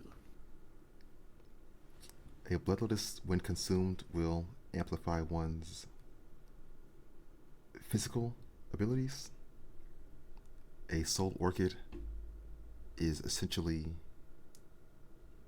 the same effect for one's mental and magic abilities. They make you very, very strong. Is it their temporary effects? Yes. Okay. No permanent stat increases. I just had to ask, just in case. Yeah, permanent +1 to all stats. Why not? You never Yes, know. please. Mercy was gonna chug those down right away, so just had to make sure. Speaking of, that +1 from the island is going to wear off in a day or two. Aw, boo. That was a +1 to our constitution, right?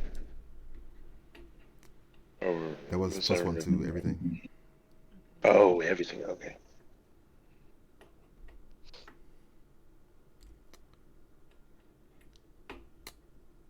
Oh yeah, that's why I don't have negative strength. I see. Oh, yeah. Oh, I did add that all in. Nice. I completely did not register that had happened. I've been sitting here looking over my page, making sure I didn't have anything that I could do or anything like that. I completely looked over the fact that everything is grown.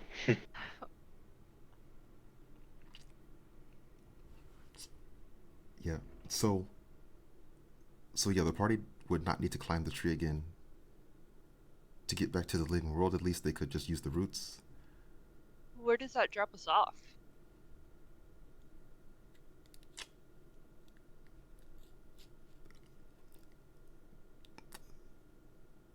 The party would return somewhere within Esterlin.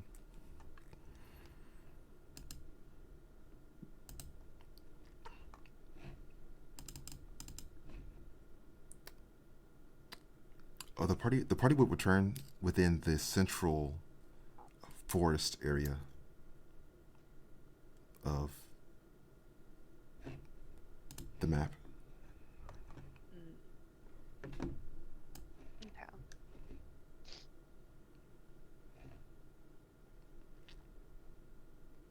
I guess from there, we're heading towards the hunter's wife. Yeah.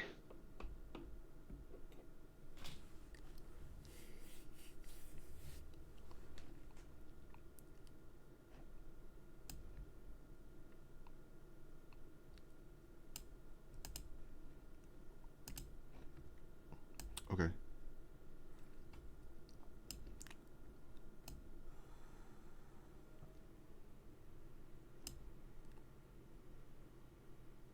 Could everyone roll a d8 as they are traveling? Woo! Let's go.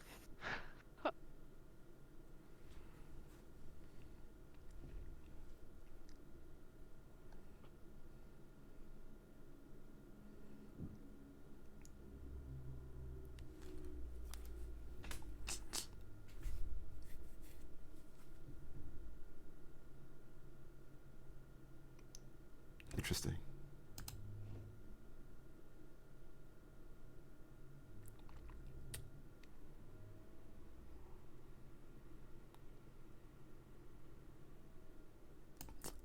Interesting. Okay, the party is seeing.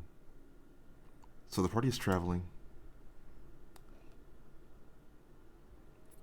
As they are traveling, they are reaching a house that's on sort of the outskirts of Hillsford, in the land, in the like countryside farmland area. The party is coming across a house.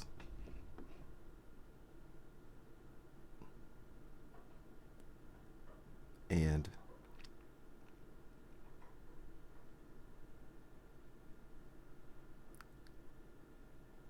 there's a band of orcs standing out. There's this group of orcs standing outside the house.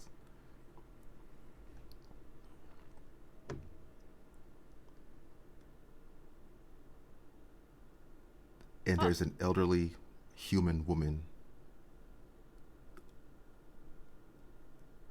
laying on the ground among them.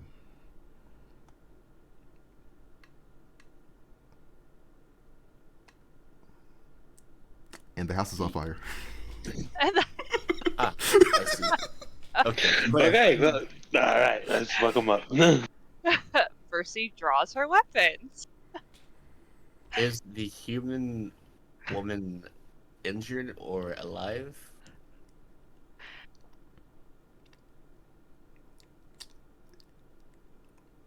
She is injured, yeah. Okay. There's bloody. She's like bloody all over. Mm-hmm. But she is not dead. She's not dead. Okay, that changes the strategy here.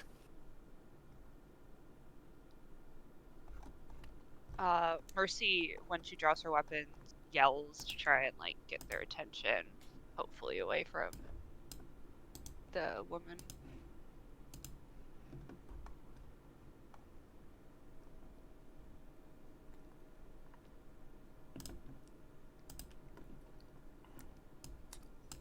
Her swords are still pretty glowy too. Really do like bringing attention to us, don't you? Well, better us than her right now. I figured you'd already be in a tree in here. Are there even trees around here? That's a good question. There are no trees nearby. This is a wide, Open like field. plains environment. No. Whoa. My disfavored environment, open plains. I have nothing to climb.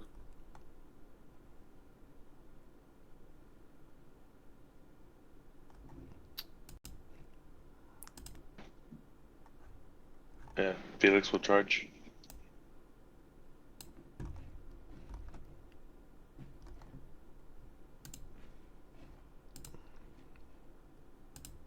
I'm grabbing some tokens. I suppose we've given up on being any sort of discreet. I figured if we were yelling at them to get the attention away from the old woman, I figured discreet was out the window. Maybe. Perhaps.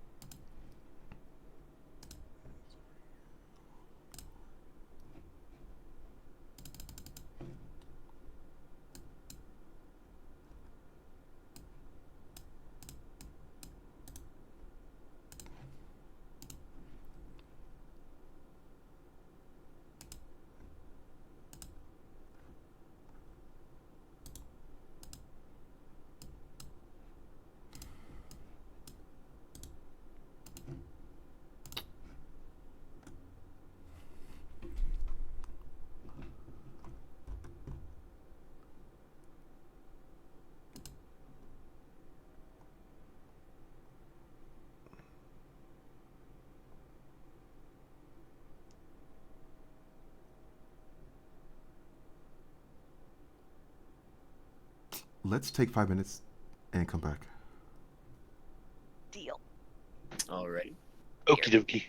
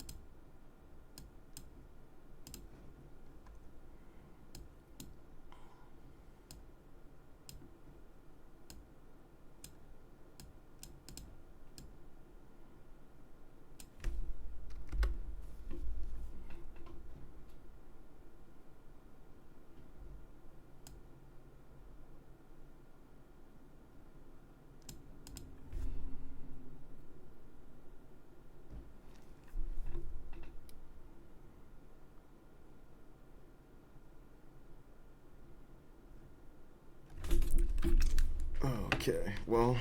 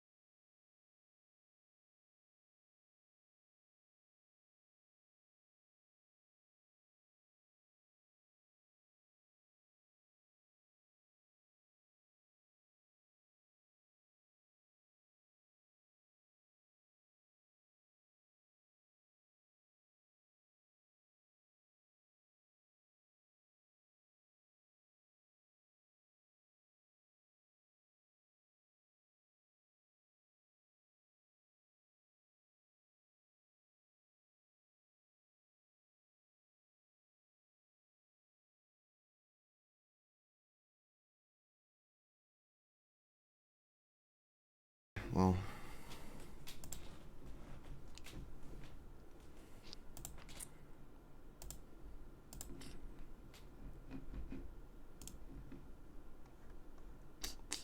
Okay. So, everyone is back? Back. Yeah, I'm here. I'm here. Cool. Let's roll initiative. Ooh.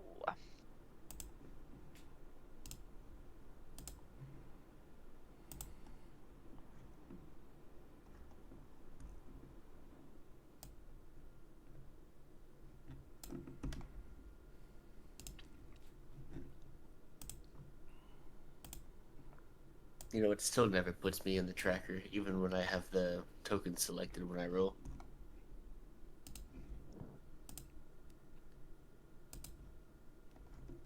Why didn't it add my...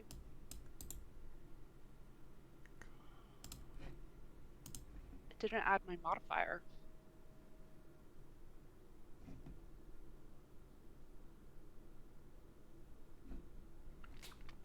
It did that to me earlier, and just now too. Huh. Might be a 17. Did you guys have an updated, what's this thing called? Yeah, I'm checking. I 20. didn't even think about that. I don't think so. Beyond 20? Yeah, Let me see. the plugin that pulls the rolls from D&D Beyond to R20. Yeah. I mean, it says it's up to date. Maybe you need to refresh. Yeah.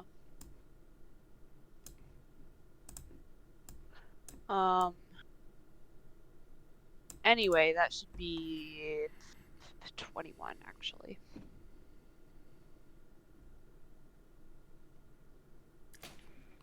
And mine's 17. Okay. So that'll be Mercy's turn first.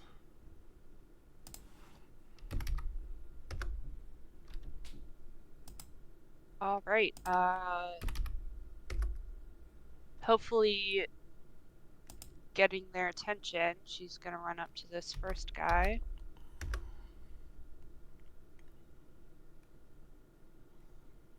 And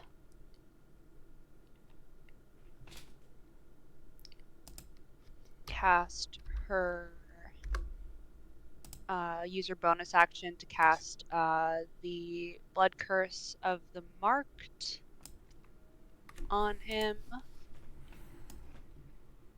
And then hit him with her sword. Ooh, 16 hit? Yeah, that hits. Nice. That's 8 slashing, and this is gonna be radiant damage. 6 points of radiant.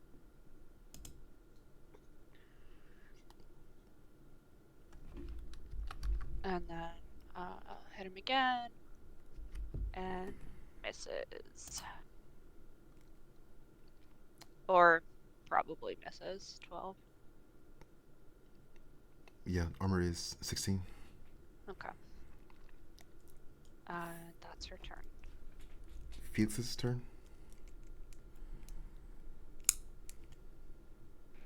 Okay, so I will. I guess run up to this one because I can't technically pass through those two. So yeah, I'll go ahead and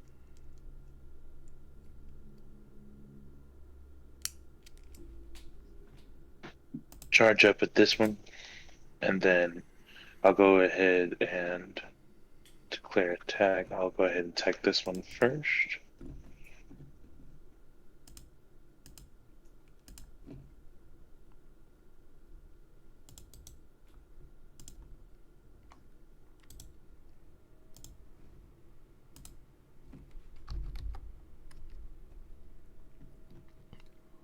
Yeah, that hits. And for giggles, I'm just going to put a second level smite behind this one.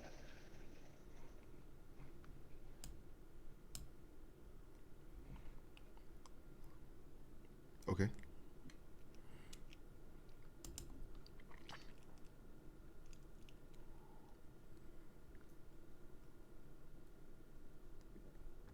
So that's 30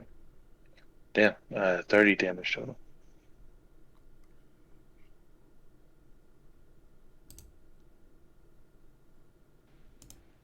And then, how's he looking after that one? Pretty sloppy, or is he still He pretty up is and up? severely injured. Okay. So yeah, I will go ahead and do the same thing to the one behind me. Just because he's feeling showman. He's feeling the showmanship now. Come on. 23. Yeah. And another second level smite on this one.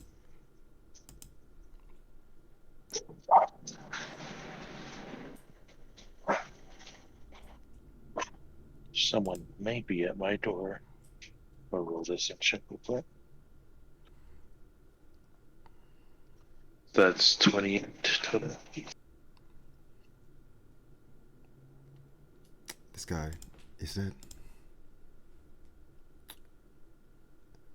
And then it's Zanir's turn. All right. As soon as Mercy started walking forward, I would have tried to ask, should we try talking to... Okay, never mind. And I'm going to take a look at the situation, and my prioritization is going to be a little different. I'm going to bonus action cast Expeditious Retreat. So the bonus action dash spell that I use. Yeah. And I'm going to use my action to disengage. As I... Stop popping up. So with my bonus action, I've got 70 feet. I'm going to basically run into the group of orcs with disengage until I reach the woman, and then I'm going to pick her up and try to carry her out of that situation. Oh. And I'm going to use my feline agility to double my move speed.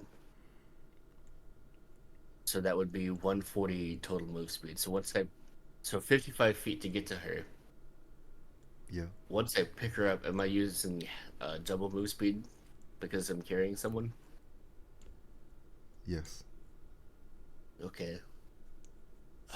Math. That's 85 movement once I reach her, so I can move about 40 feet.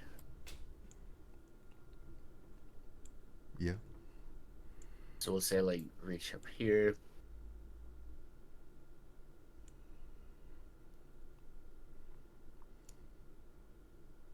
And basically just get her away from that group. So I'm going to carry her to this point. Cool. Okay. I just see like Zanir is like the Flash right Or just now. a blur Just a blur. in and out before the orcs can get to me.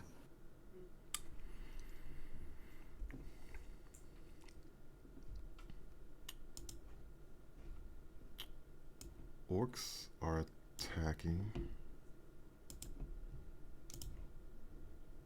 Let's see.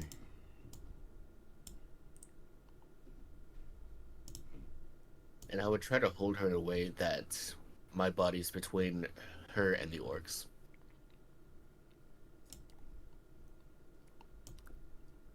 Okay.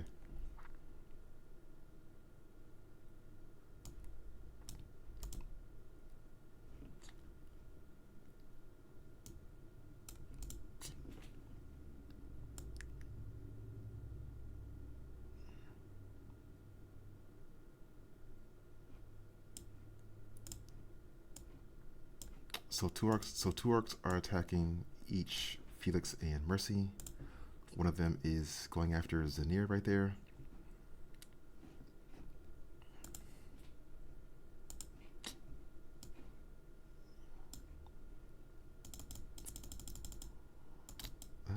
Like that. Okay, that's so. These are Felix. They're missing. These are Mercy. Both miss. And then this is Zanir. That's a miss. So then it's Mercy's turn. After her dodge, though, she's gonna hit this one.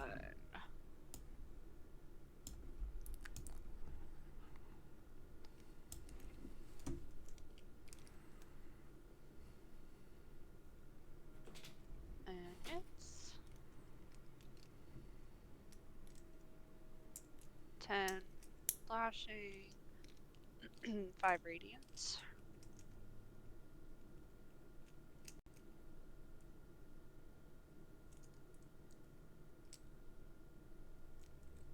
$13,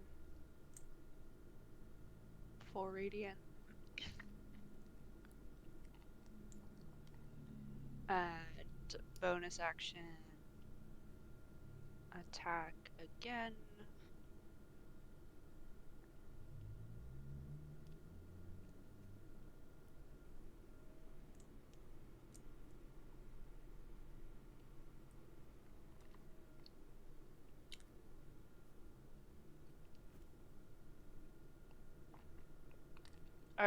Is there AC 16 also? 16, yeah.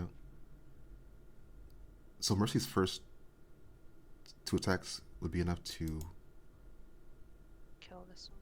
Yeah. Which one were you attacking first? This one, the one just to the right. Okay. And then one hit on this one. Yeah. So then it's Felix's turn. Okay. Gonna be hitting this one first.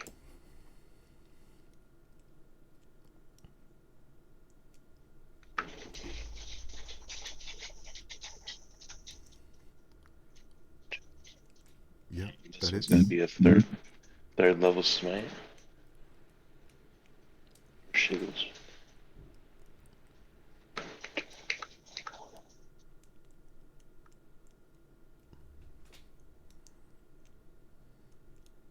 For 25 total.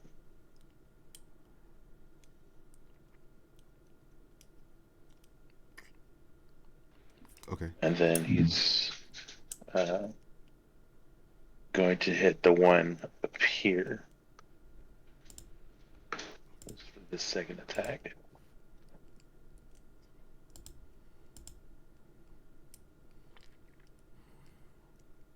And this one's going to be a second level. My last second level slot.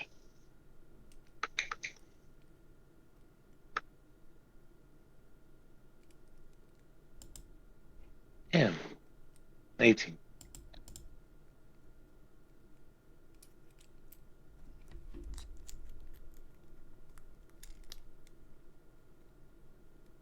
So that orc is dead. And then it's Zanir's turn. Alright. So I'm running with the woman. I'm getting attacked from behind. I'll basically just like look over my shoulder and say, "Why are you doing this?" And in that moment, I'm also going to swipe out with my cat's claws. I think the first time I've used this the entire campaign. I think so too. Didn't know you had them. Yeah, that's the tabaxi, unarmed attack weapon. Oh. So Yeah. 17 to hit, Yeah, that and it hits. does a d6 slashing. So it does 3 slashing damage, but I'm going to use a Battle Master maneuver to make a trip attack with that. So she'll need to make a DC 17 strength saving throw.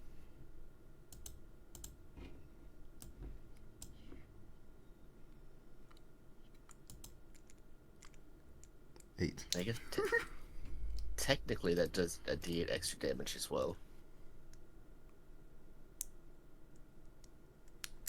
So yeah, I'll like lunge for her leg and just sort of like swipe it out from under her, and she falls prone.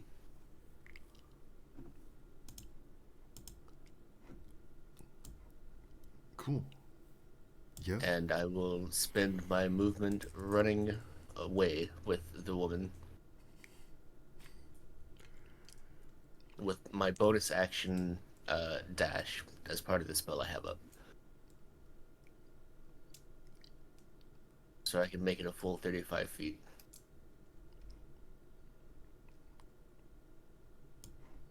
What's it?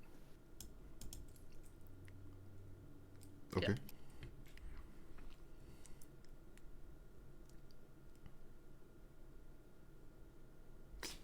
And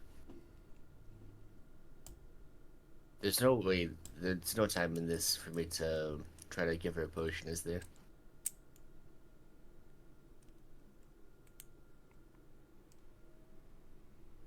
Not on. The clause for Sneer's action? Yeah. Okay. Okay. If you bring her back in my line of sight, I got bonus action healing wound. Well, I'm trying to get her away from the orcs, so I'm just running at this point.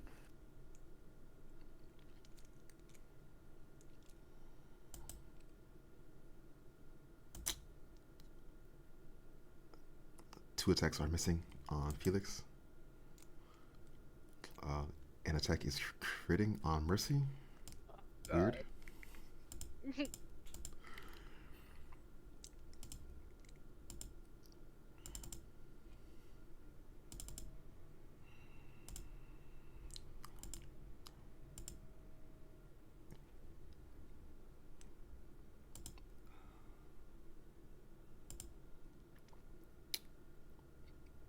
16 slashing damage.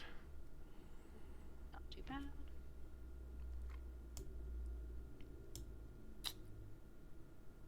This person is standing up from prone.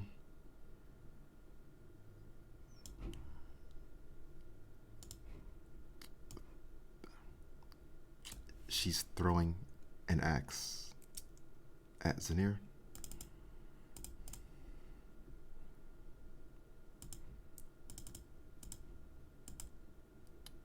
$17. Just barely misses because of the +1 to stats. Ooh. I have an 18 AC right now. Hell yeah. It just whizzes by my head. I look over my shoulder. I told you to stop. We don't need to do this. Mercy's turn. She's gonna spit some blood in the face of her assailant and swing her sword as a follow-up. 26.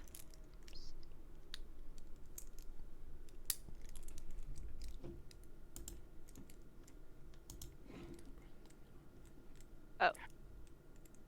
Sorry. D6. So 2 radiant, and if she's still kicking. She's dead. Oh, and she's dead. Okay, nice. Ignore that one. Mercy's gonna look at Felix. You got this? Absolutely. Alright, she's gonna run up to here for the rest of her movement.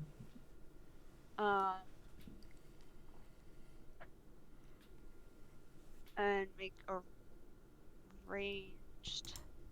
Well, can I see around this corner? Maybe not.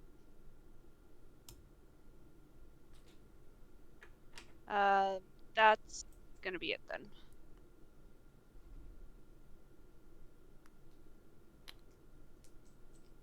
Felix's turn. Okay, he'll just finish this one off.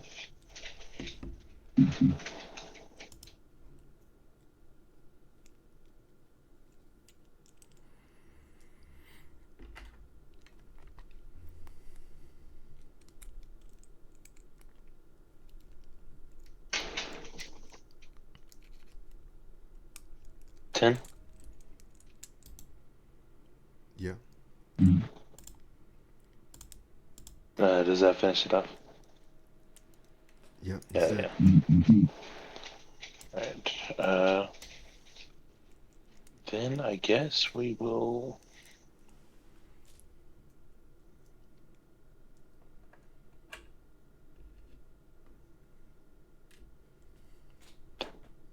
Yeah, I'll go right up there.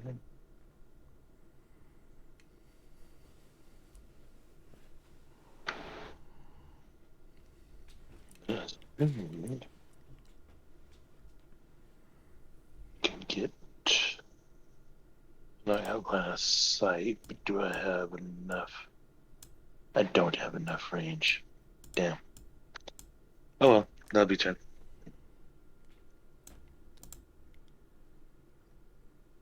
Zanir's turn. With the axe that was just thrown right past my head, I'm kind of done trying to resolve this peacefully. Still holding the elderly woman, my free hand will reach down and grab my revolver, and I'll just spin and fire. Yeah. Let's see. There we go. Okay, so that's with sharpshooter a 17 to hit. Yeah. That is. And the second shot would be a 13. So that's good, but that was one hit. Armor is 16. Yeah. So that's 12 piercing damage and 6 fire damage from the Chaos Infusion.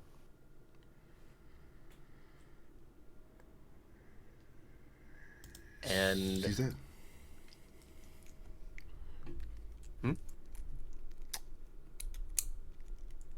That orc dies. Combat is resolved. Nice. Well, could I have made that a non-lethal shot to incapacitate but not kill?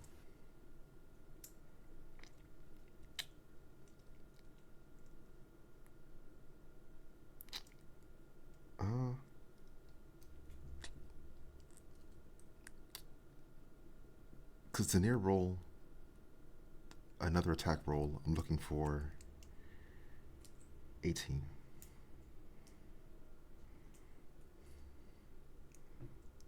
$27.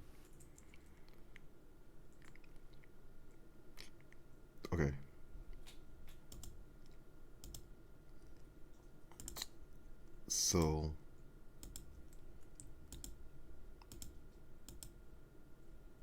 if Zanir was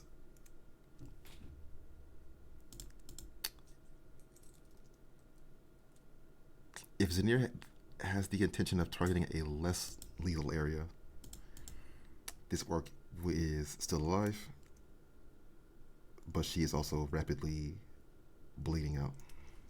Ooh.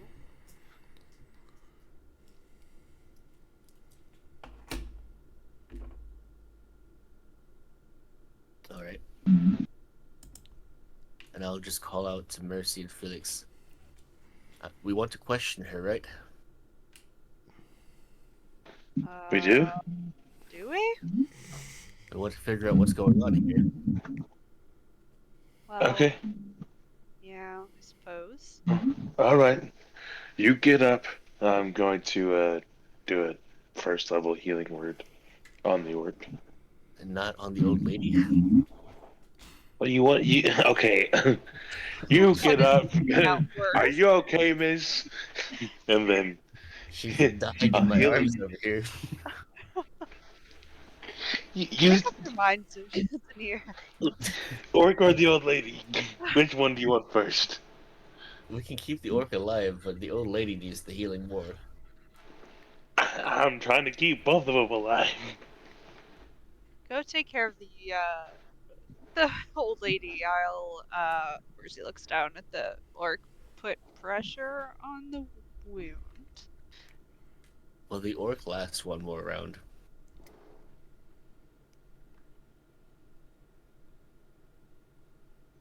Yes. Okay, then I'll cast Spare the Dying when I have another action. There we go. Okay.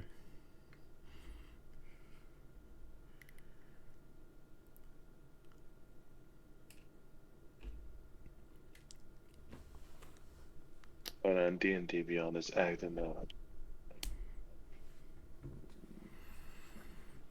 Keep trying to roll in that healing word, and it gives me this message that doesn't recognize the sidebar that's opening. One sec.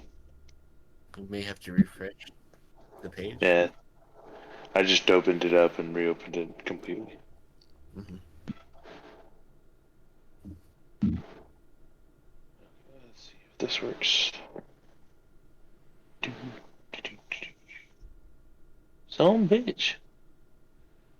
Not recognizing the currently open sidebar. I don't really have anything open. What's wrong with you?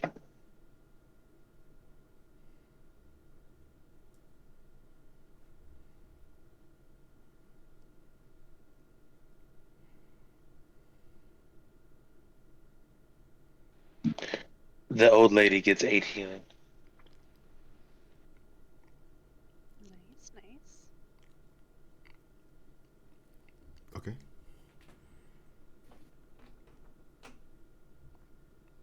And I will set her down once she is conscious.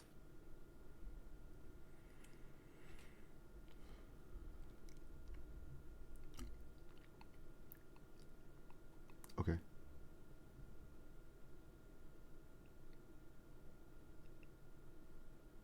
So where would the party be putting their attention first? After the old lady, if we have those two stable, I'm gonna work on getting the fire put out with, via the well that's over there. I'm gonna tie up the orc, or at least secure her somehow. Very reasonable. Does the house even look salvageable? Well, if we're in a plains type area, that could easily spread and cause a lot of damage. So either way, I want to put this fire out. Yeah, I guess you're right.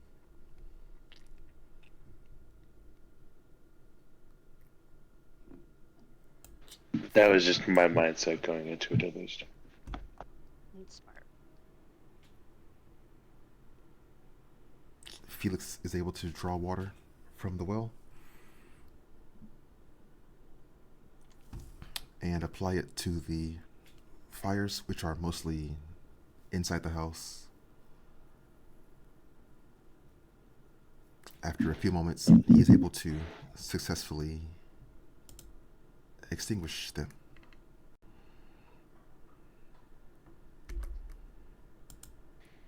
Clank, clank, clank, huff, huff, huff.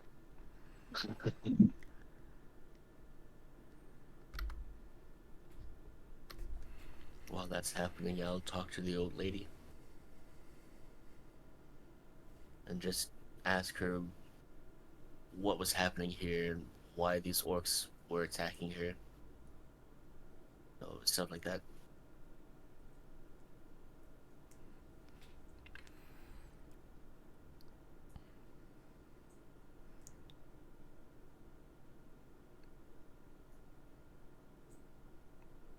The lady is saying to Zanir,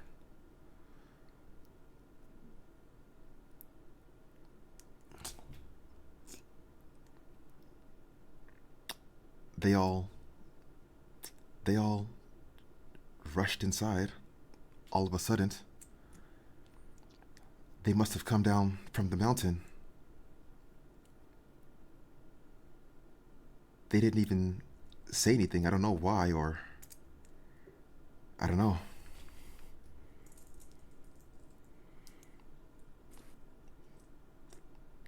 Well, perhaps we'll still find out. Mercy kicks the orc on the ground. Care to fill us in?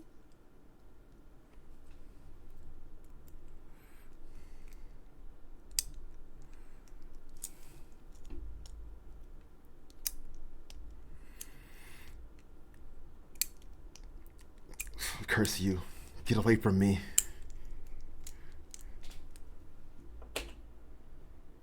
Tell us why you were here first, and then I'll think about it.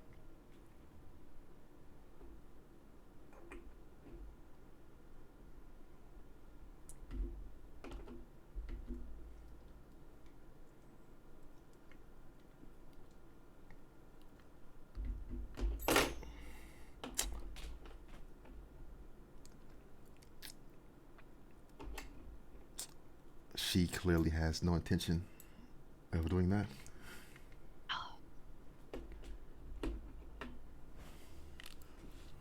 Can I intimidate her by drawing one of my swords?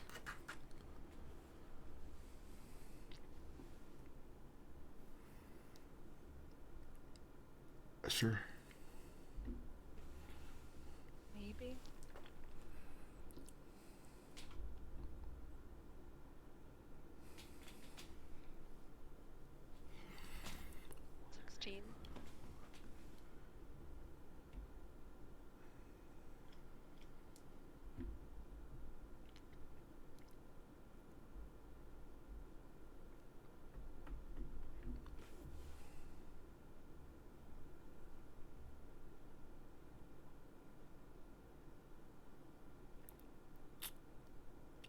The orc is telling Mercy that they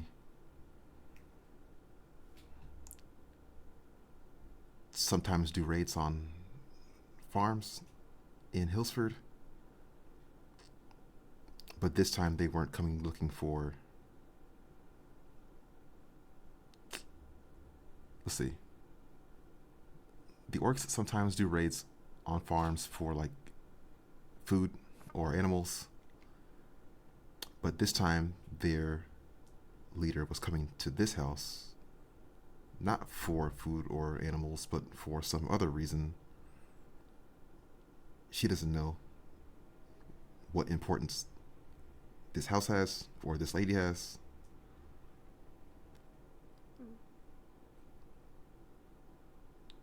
Which one of these were the leaders?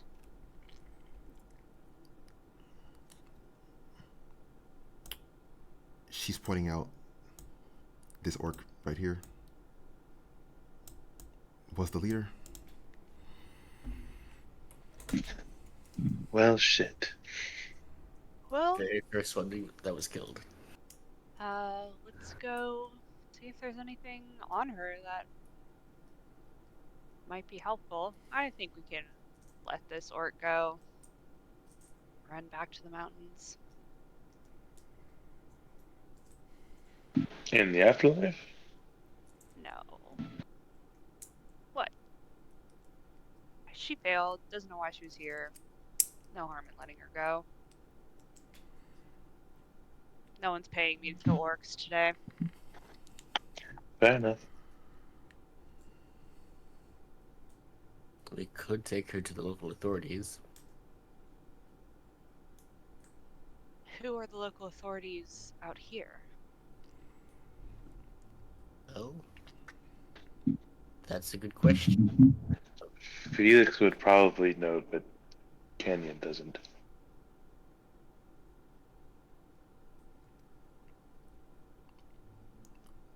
There's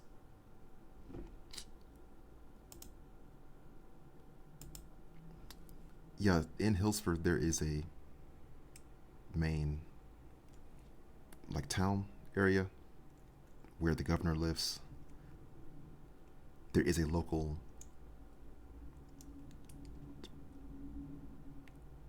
there is a local like law enforcement or state outside of which answers to the regency on a local level.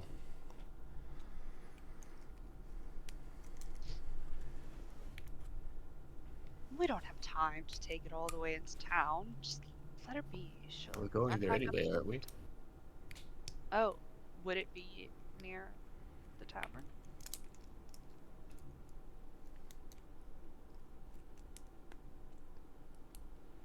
No, the tavern's kind of off by itself, if I remember the map correctly.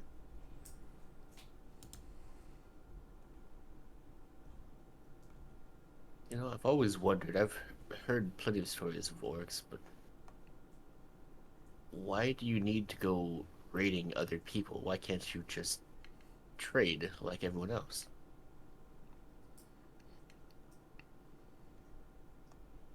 I think it's because they're stupid.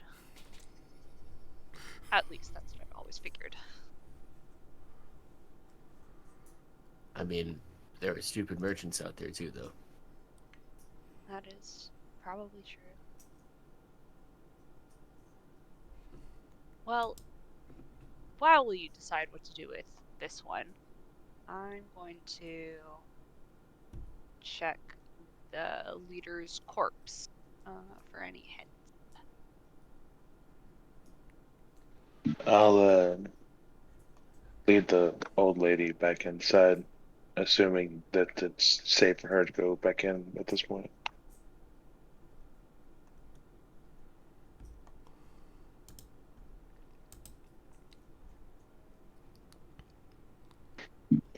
And I'll offer to like clean up as much as I can. He's not a carpenter or anything like that, or architect, but he can just like clean up as much as he can.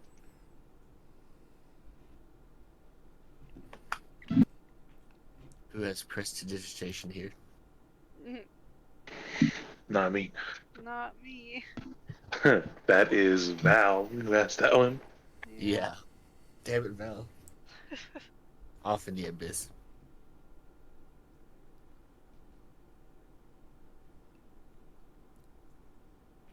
So Mercy's looking at the body of the leader of these orcs. Felix is going back inside with the lady. The lady is saying, "Oh, don't worry yourself with that. It's not much of a place anyways." Well, I can't in good conscience leave you here with all this ash and dust everywhere.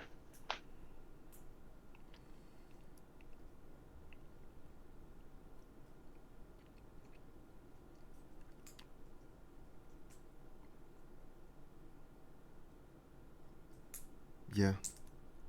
Well, I won't stop you, but my son always said I should be with him in the city. And I'm starting to think that he was right.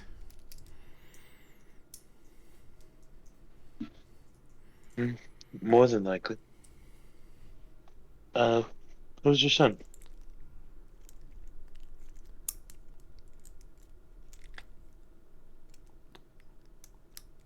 Elijah. Some adventurers brought him into the church. Something about an angel and his destiny.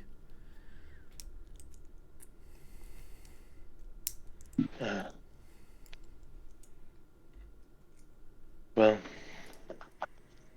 which city did you say he went to? That was Alistair. Quite. Uh, um, well, maybe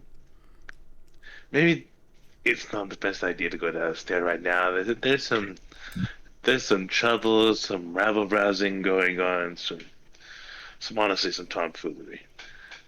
It's no place for a lovely lady such as yourself.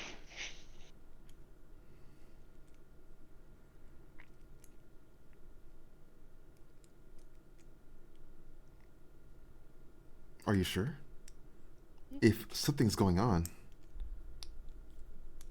my son's probably involved in it. Oh no, it's nothing that the guards can't handle. It's just probably not safe for newcomers to come around at this moment in time. Honestly, though, you should see about getting into one of the smaller cities. I'm blanking on what's around this area, but uh, or maybe, uh,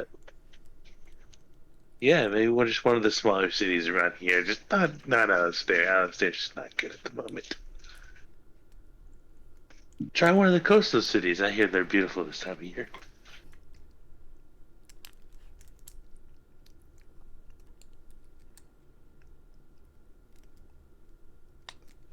There's a look on her face as if she suspects there's something Felix isn't saying.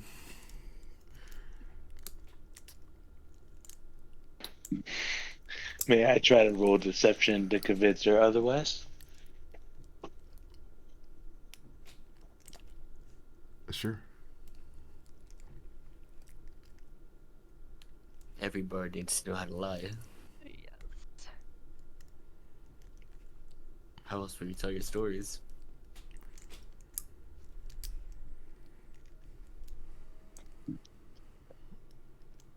$14.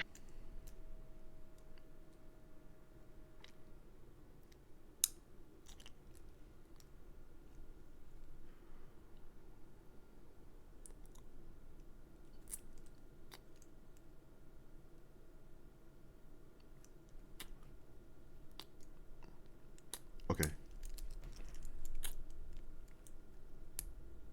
The lady is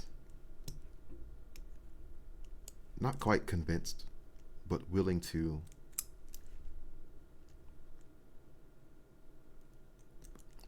heed Felix's warning about Alistair.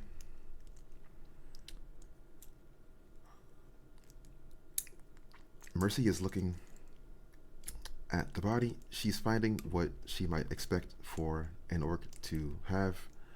Various sort of like worn, ragged weapons and armor, various materials, like leather, bones, things like that. A particular item of interest is a figure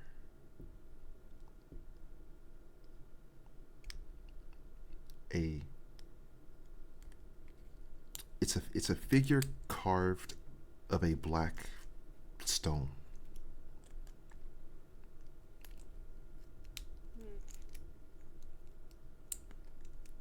Depicting a demon lord.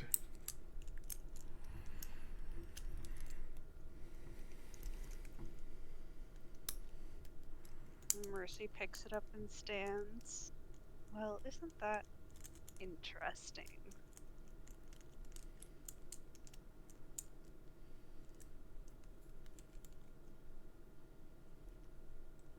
And she's gonna ask this orc if she knows what it is.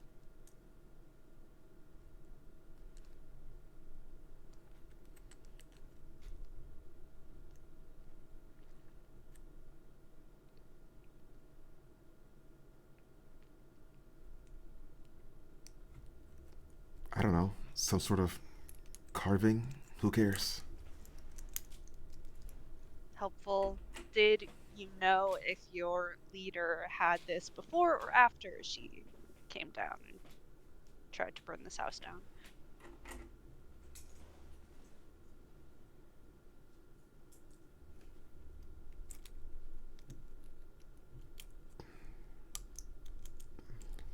I don't know where he got it from.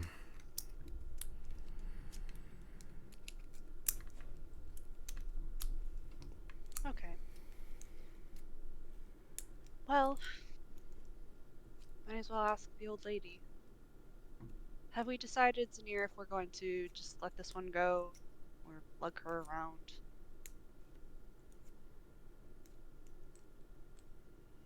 To be honest, I don't really know. I feel like if we just let her go, she'll go to the mountains and then she'll come back with another group and same thing all over again. Yes, but I mean the orcs are gonna raid the villages no matter what. Can't. We don't have time to play orc exterminator today.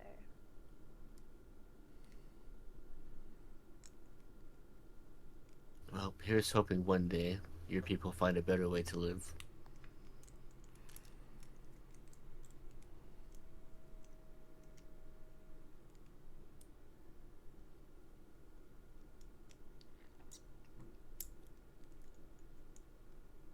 Mercy will untie her. Well, better get going before I change my mind. Oh, did you search her, Mercy? No.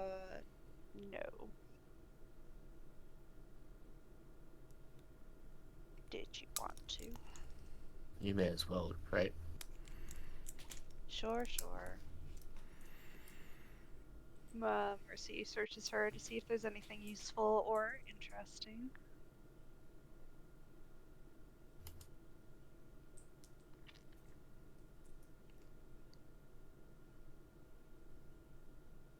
Mercy is finding various low quality weapons, armor, and a handful of bronze and silver coins. She pockets the coins. Nope, nothing worthwhile.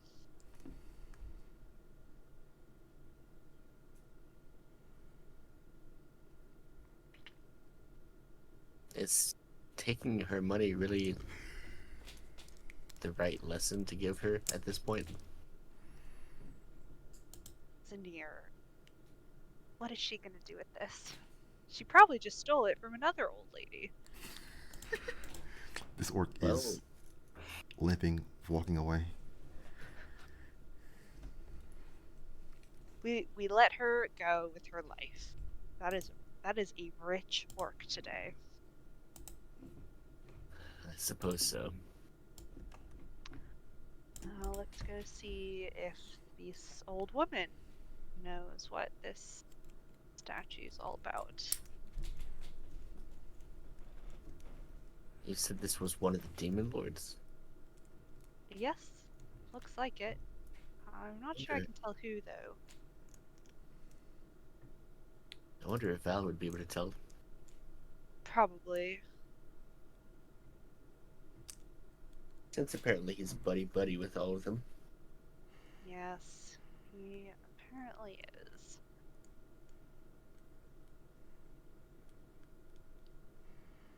Mercy's gonna ask the old lady if she's ever seen the statue.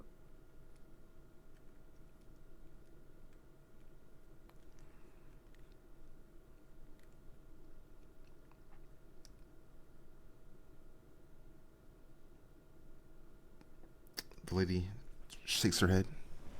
She's saying, "No, I've never seen this particular item.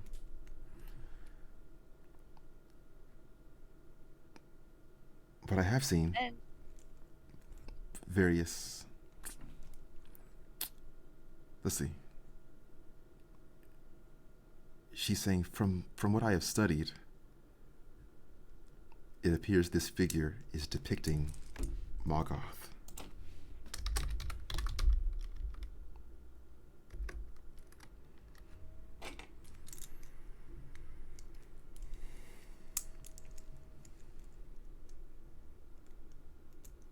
and why do you study demon lords?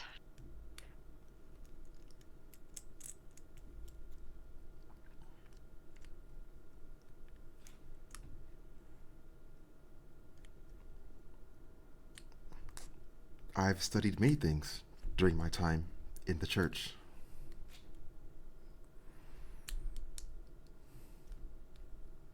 Oh. Okay. Well, helpful. Any reason? Oh, what would the orcs be doing with it? And why would they come down here for it?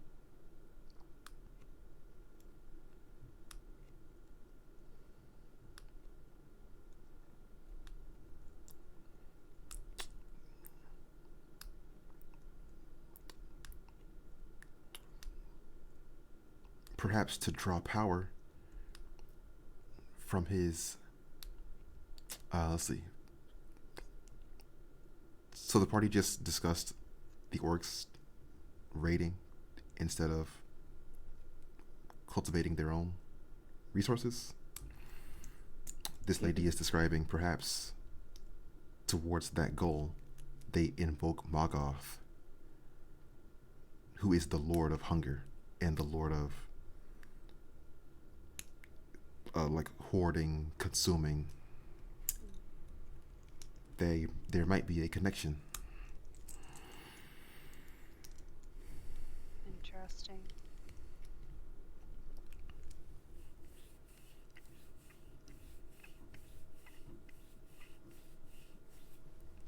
Well, I don't know that there's a whole lot we can do about that now, given the devil problem. True, and I think that the orcs are a little more manageable. Yeah, By they can. yeah, the city guard or whoever.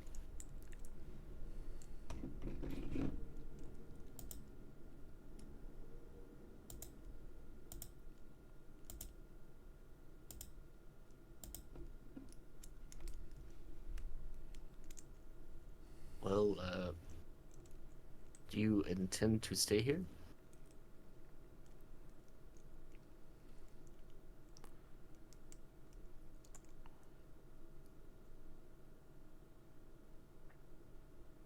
I think We I'll. were just talking about how she was going to go to a coastal city.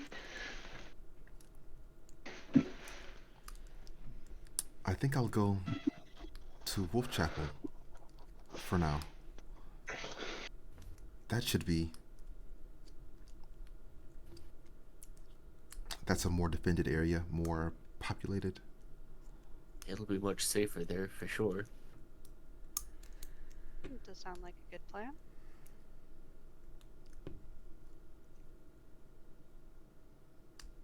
If you would like, we could escort you at least part way.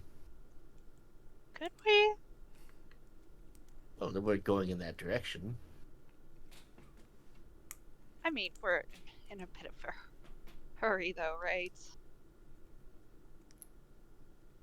You would leave this woman on her own after she was just attacked by orcs? Well, she's not staying here.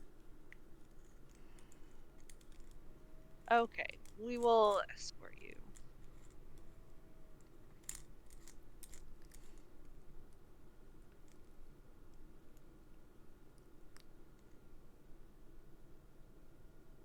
You don't have to if that's too much trouble. I'm sure I would be okay on the road. See, she'll be just fine on the roads near. Yeah, just like how you were just fine earlier, huh?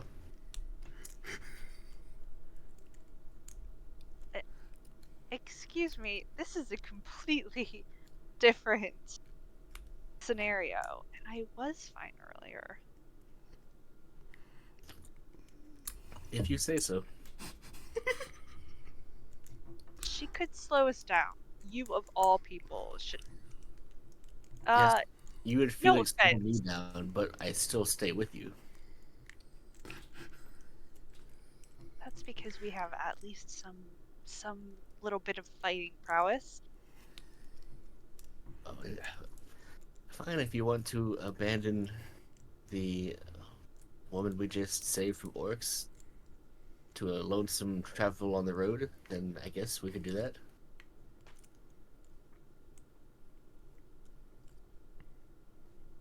Well, when you say it like that, I suppose we can let her travel along with us, as it is on our way.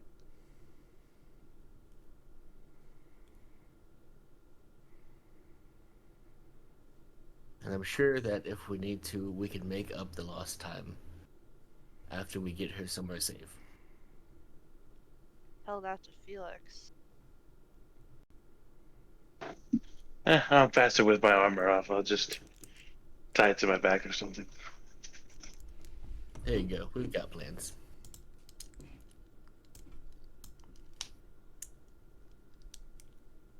You know, one of these days we may want to invest in horses or something. Perhaps. Oh, that'd be lovely.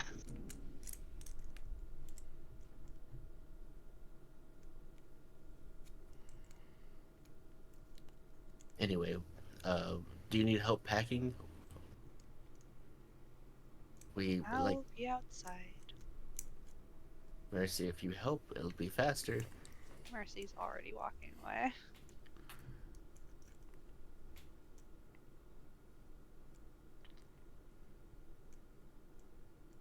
And so we'll assist the lady in getting. What is her name, by the way? Never asked. Skipped that part.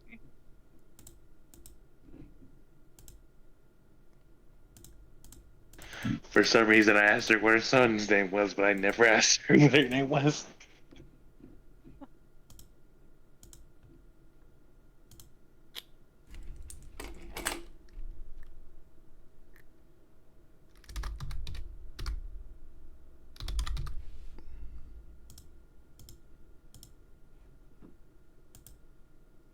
Her name is Beatrice.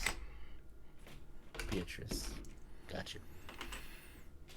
Okay, so we'll assist Beatrice in preparing to leave, and then we'll be back on the road.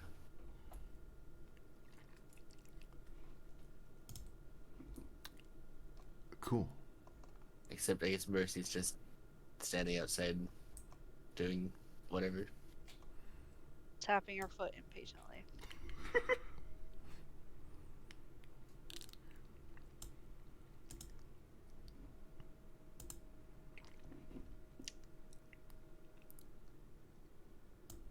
So the party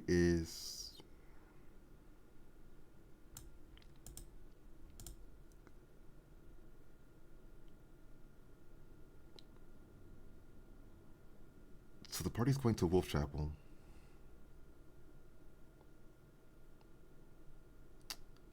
And then they need to be back at Etheria. Well, it depends on if they want to be at the council or not. I think we definitely want to be at the council, right? Yeah. Yeah, I'm assuming that's also when we're gonna pick Val back up.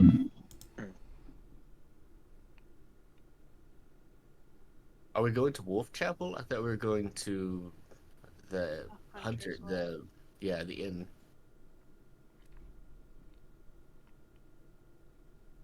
Are you gonna have Yeah, time? she was just gonna fork off and go her own way. Yeah.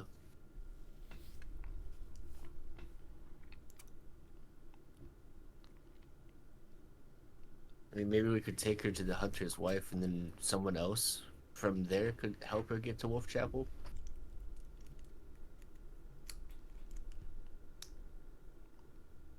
More than likely, yeah.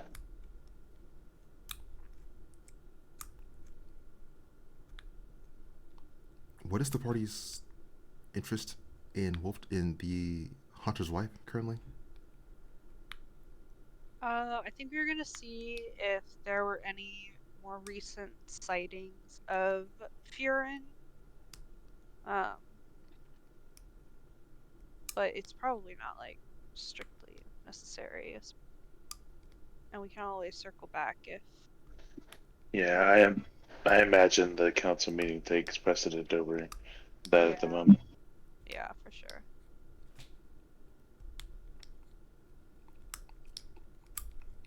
Okay. So,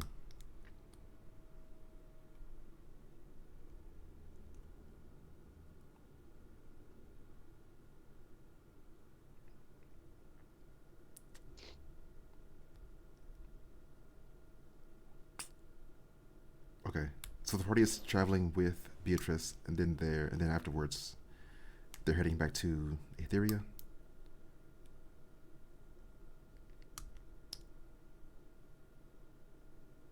Yeah, I guess large scale, yeah, or high level. Yes. Would the party be discussing anything or any other preparations during the travel? They're Sorry, oh, go ahead. go ahead. I was just gonna say, Mercy's probably expressing her general distrust of the angels and whether they're gonna be the best people to entrust their fate with.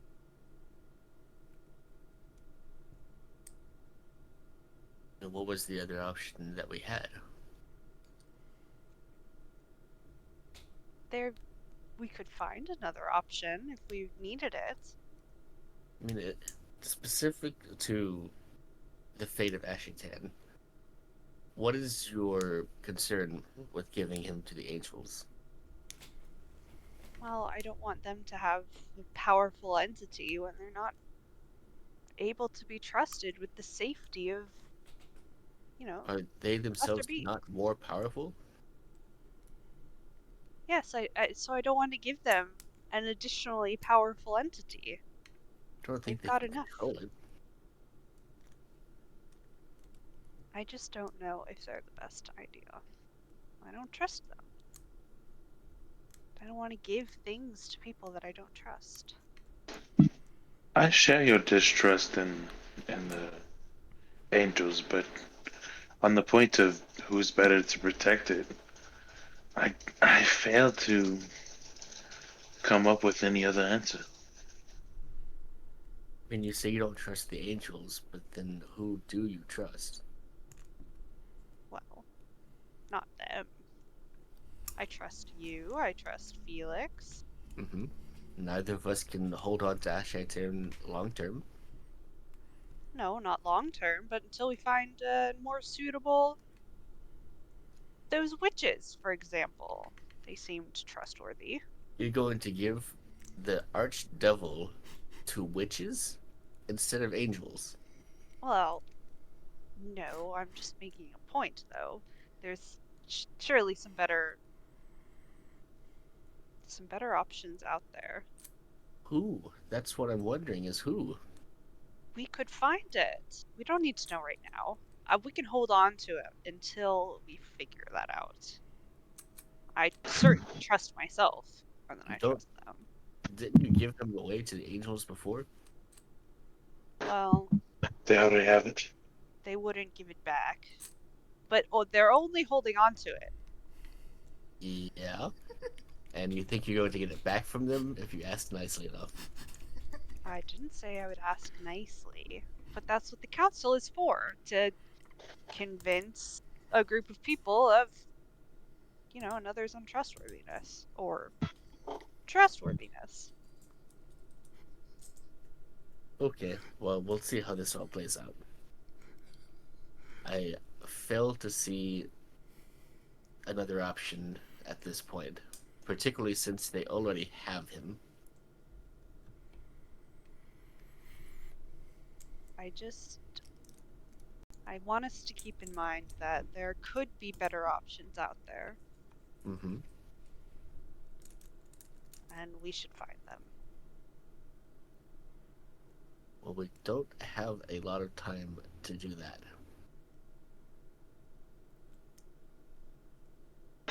Because as much as I don't want to give it over to them either, I don't think the council is going to trust. Oh, we'll find somebody later for it. Yeah, just give it back to the random mortals who say they'll find someone to give it to later. Well, we got it in the first place. Nobody else did that. With the help of an angel. Barely. Mm-hmm. Barely. Barely, yes. Didn't she give us the scroll that contained him? Well, why can't that angel take him? I don't know. What happened to that angel? Where'd she go? I don't know. You can't take him here. Surely Val knows where to find her. That's what I mean. They just show up and then they leave. How can you trust something like that? The inconsistency.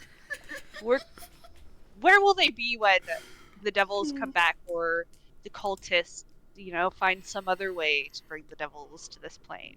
They're surely not done yet. Mercy, what do you think we do as adventurers? We show up in a place, we do what we need to do, and we leave. This is the same thing that the angels are doing. That is a very, very unfair comparison. How? It just is different. It just is different. Okay. Sure. And Felix will actually be starting to laugh at this conversation.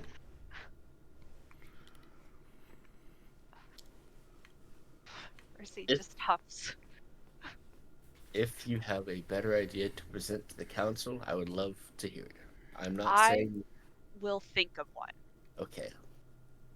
I'm not saying I'm 100% convinced the angels are right either. I'm just not sure what other option is out there. And then we'd still have to convince the council that the other option is the best one. That's true. We'll give me some time. I will We can always challenge someone to a duel and show them our worthiness. That's true. I like where your head's at, Felix. Kind of think that's irrelevant to the grand scheme, though.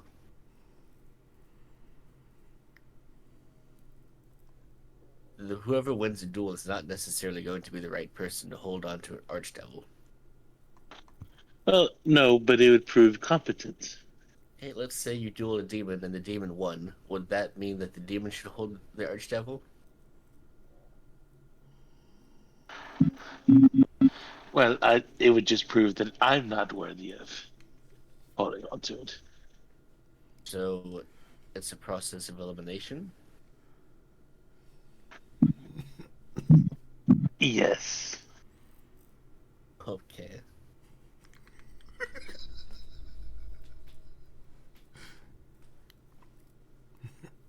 You have good reason to distrust the angels from what you've told me.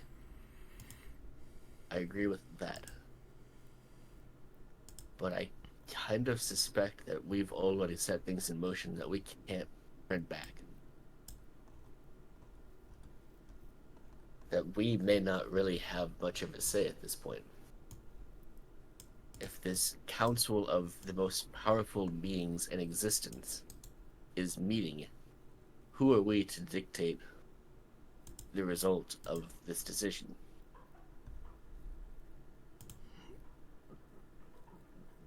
Power does not equal responsibility or even goodness.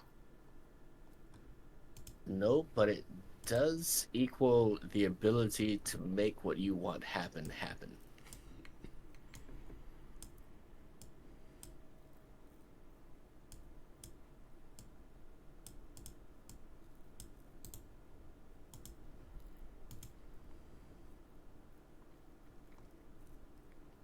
Well, I'm not so defeatist. If I want something to happen, I will make it happen too. We've made a lot happen, Mercy. This is true.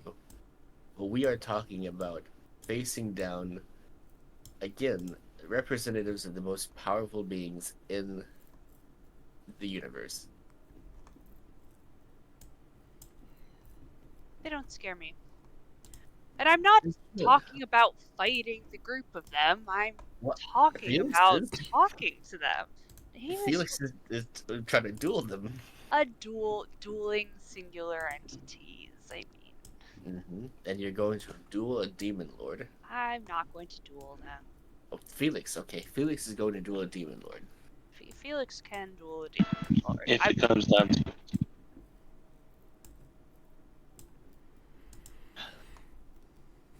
Okay. Well, I would just temper your expectations just a little bit. I know you want to be positive and consider that we can have more of an influence than we probably should have, but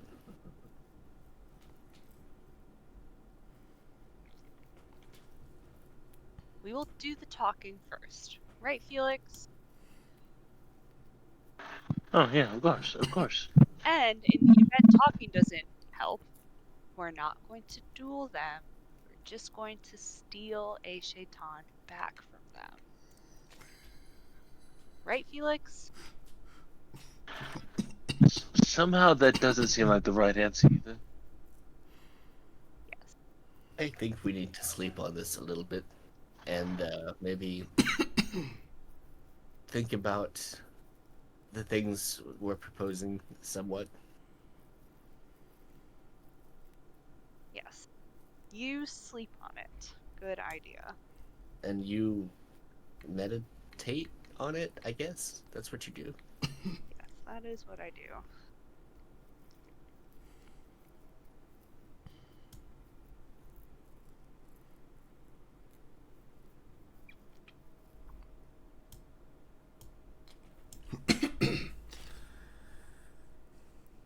The party arrives to Aetheria on the day of the council meeting. They find a celestial construct, a Luminarch, is occupying the portal.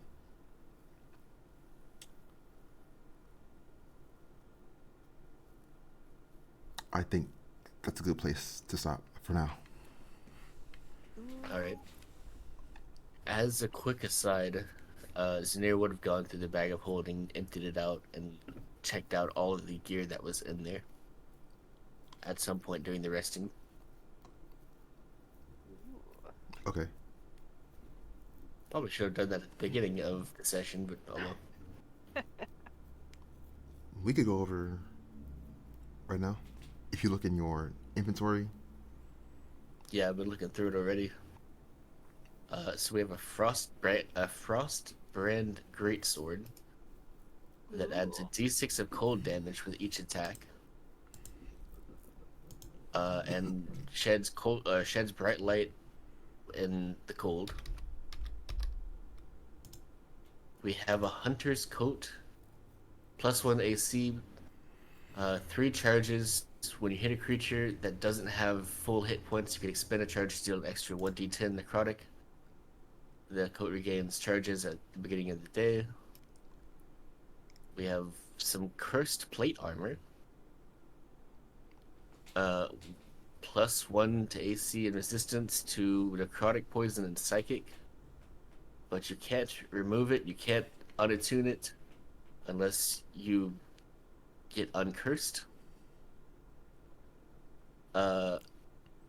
And immediately after you finish any long rest, you must either feed half of your remaining hit die to the armor or take 1 level of exhaustion. Oh my. Ooh. Wow. We have armor of force resistance, half plate, resistance to force damage, Mind Blade longsword, deals extra psychic damage on hit. Staff of the Woodlands, there's a bunch of spells attached to it. And gives a +2 to attack and damage rolls when using it as a weapon. And +2 to spell attack rolls. Okay. Pretty cool. And a shield that gives a +1 AC on top of the usual shield bonus. And a lantern of tracking undead. It flares up green when undead are within 300 feet.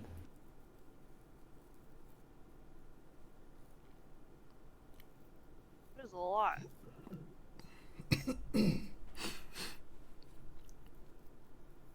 So definitely some interesting things in here.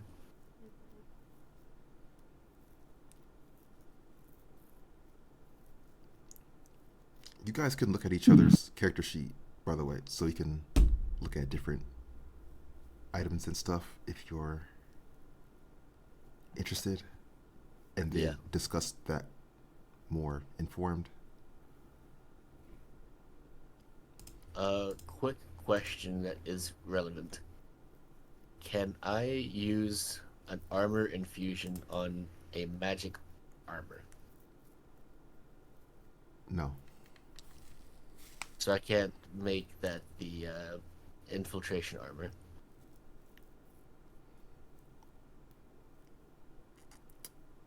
No, infusions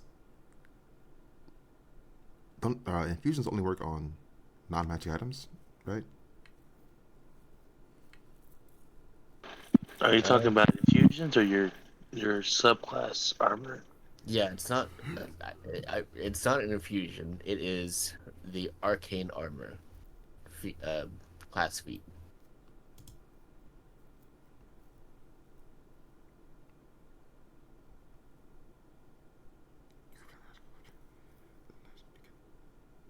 Into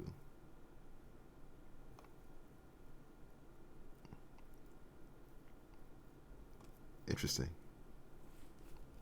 It doesn't specify, does it?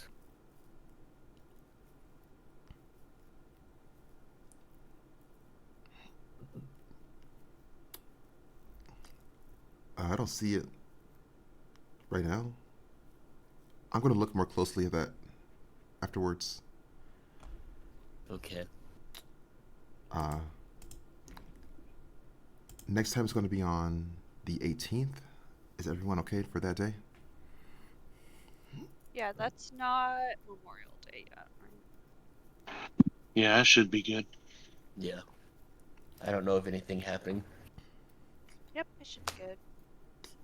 Any questions or comments for this one? Nope. No, just hopefully we can get Val back next time. Mm-hmm. Yeah. And I'd hate for him to miss the council meeting. Yeah, since he's the relevant character in that particular scenario. Yeah. Thanks for playing. I hope you enjoyed. See you next time. See you. Yeah. Have a good week, though. You too.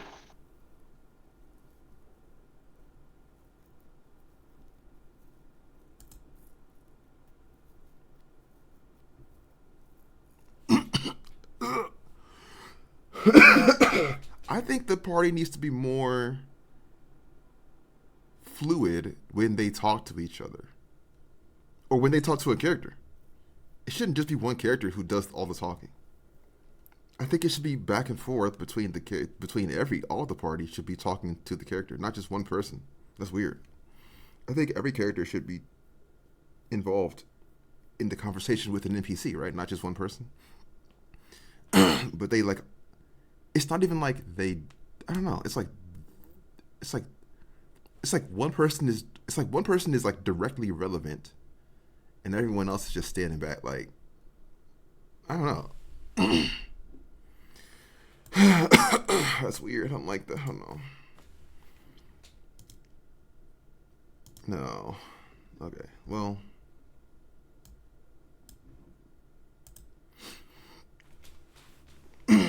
Oh well.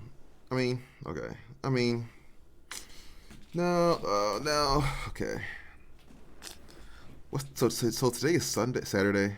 Today is Saturday. Tomorrow is Sunday. Let's let's be aware. I'm gonna put a timestamp, but I'm not gonna. I don't know how to say that. I wish people didn't have their thing off. So when I message them, it actually triggers the message, not like, what the heck, you know? But anyways. My throat, bro. Pause. Thanks for watching. Hope you enjoyed. Party is over. See you next time.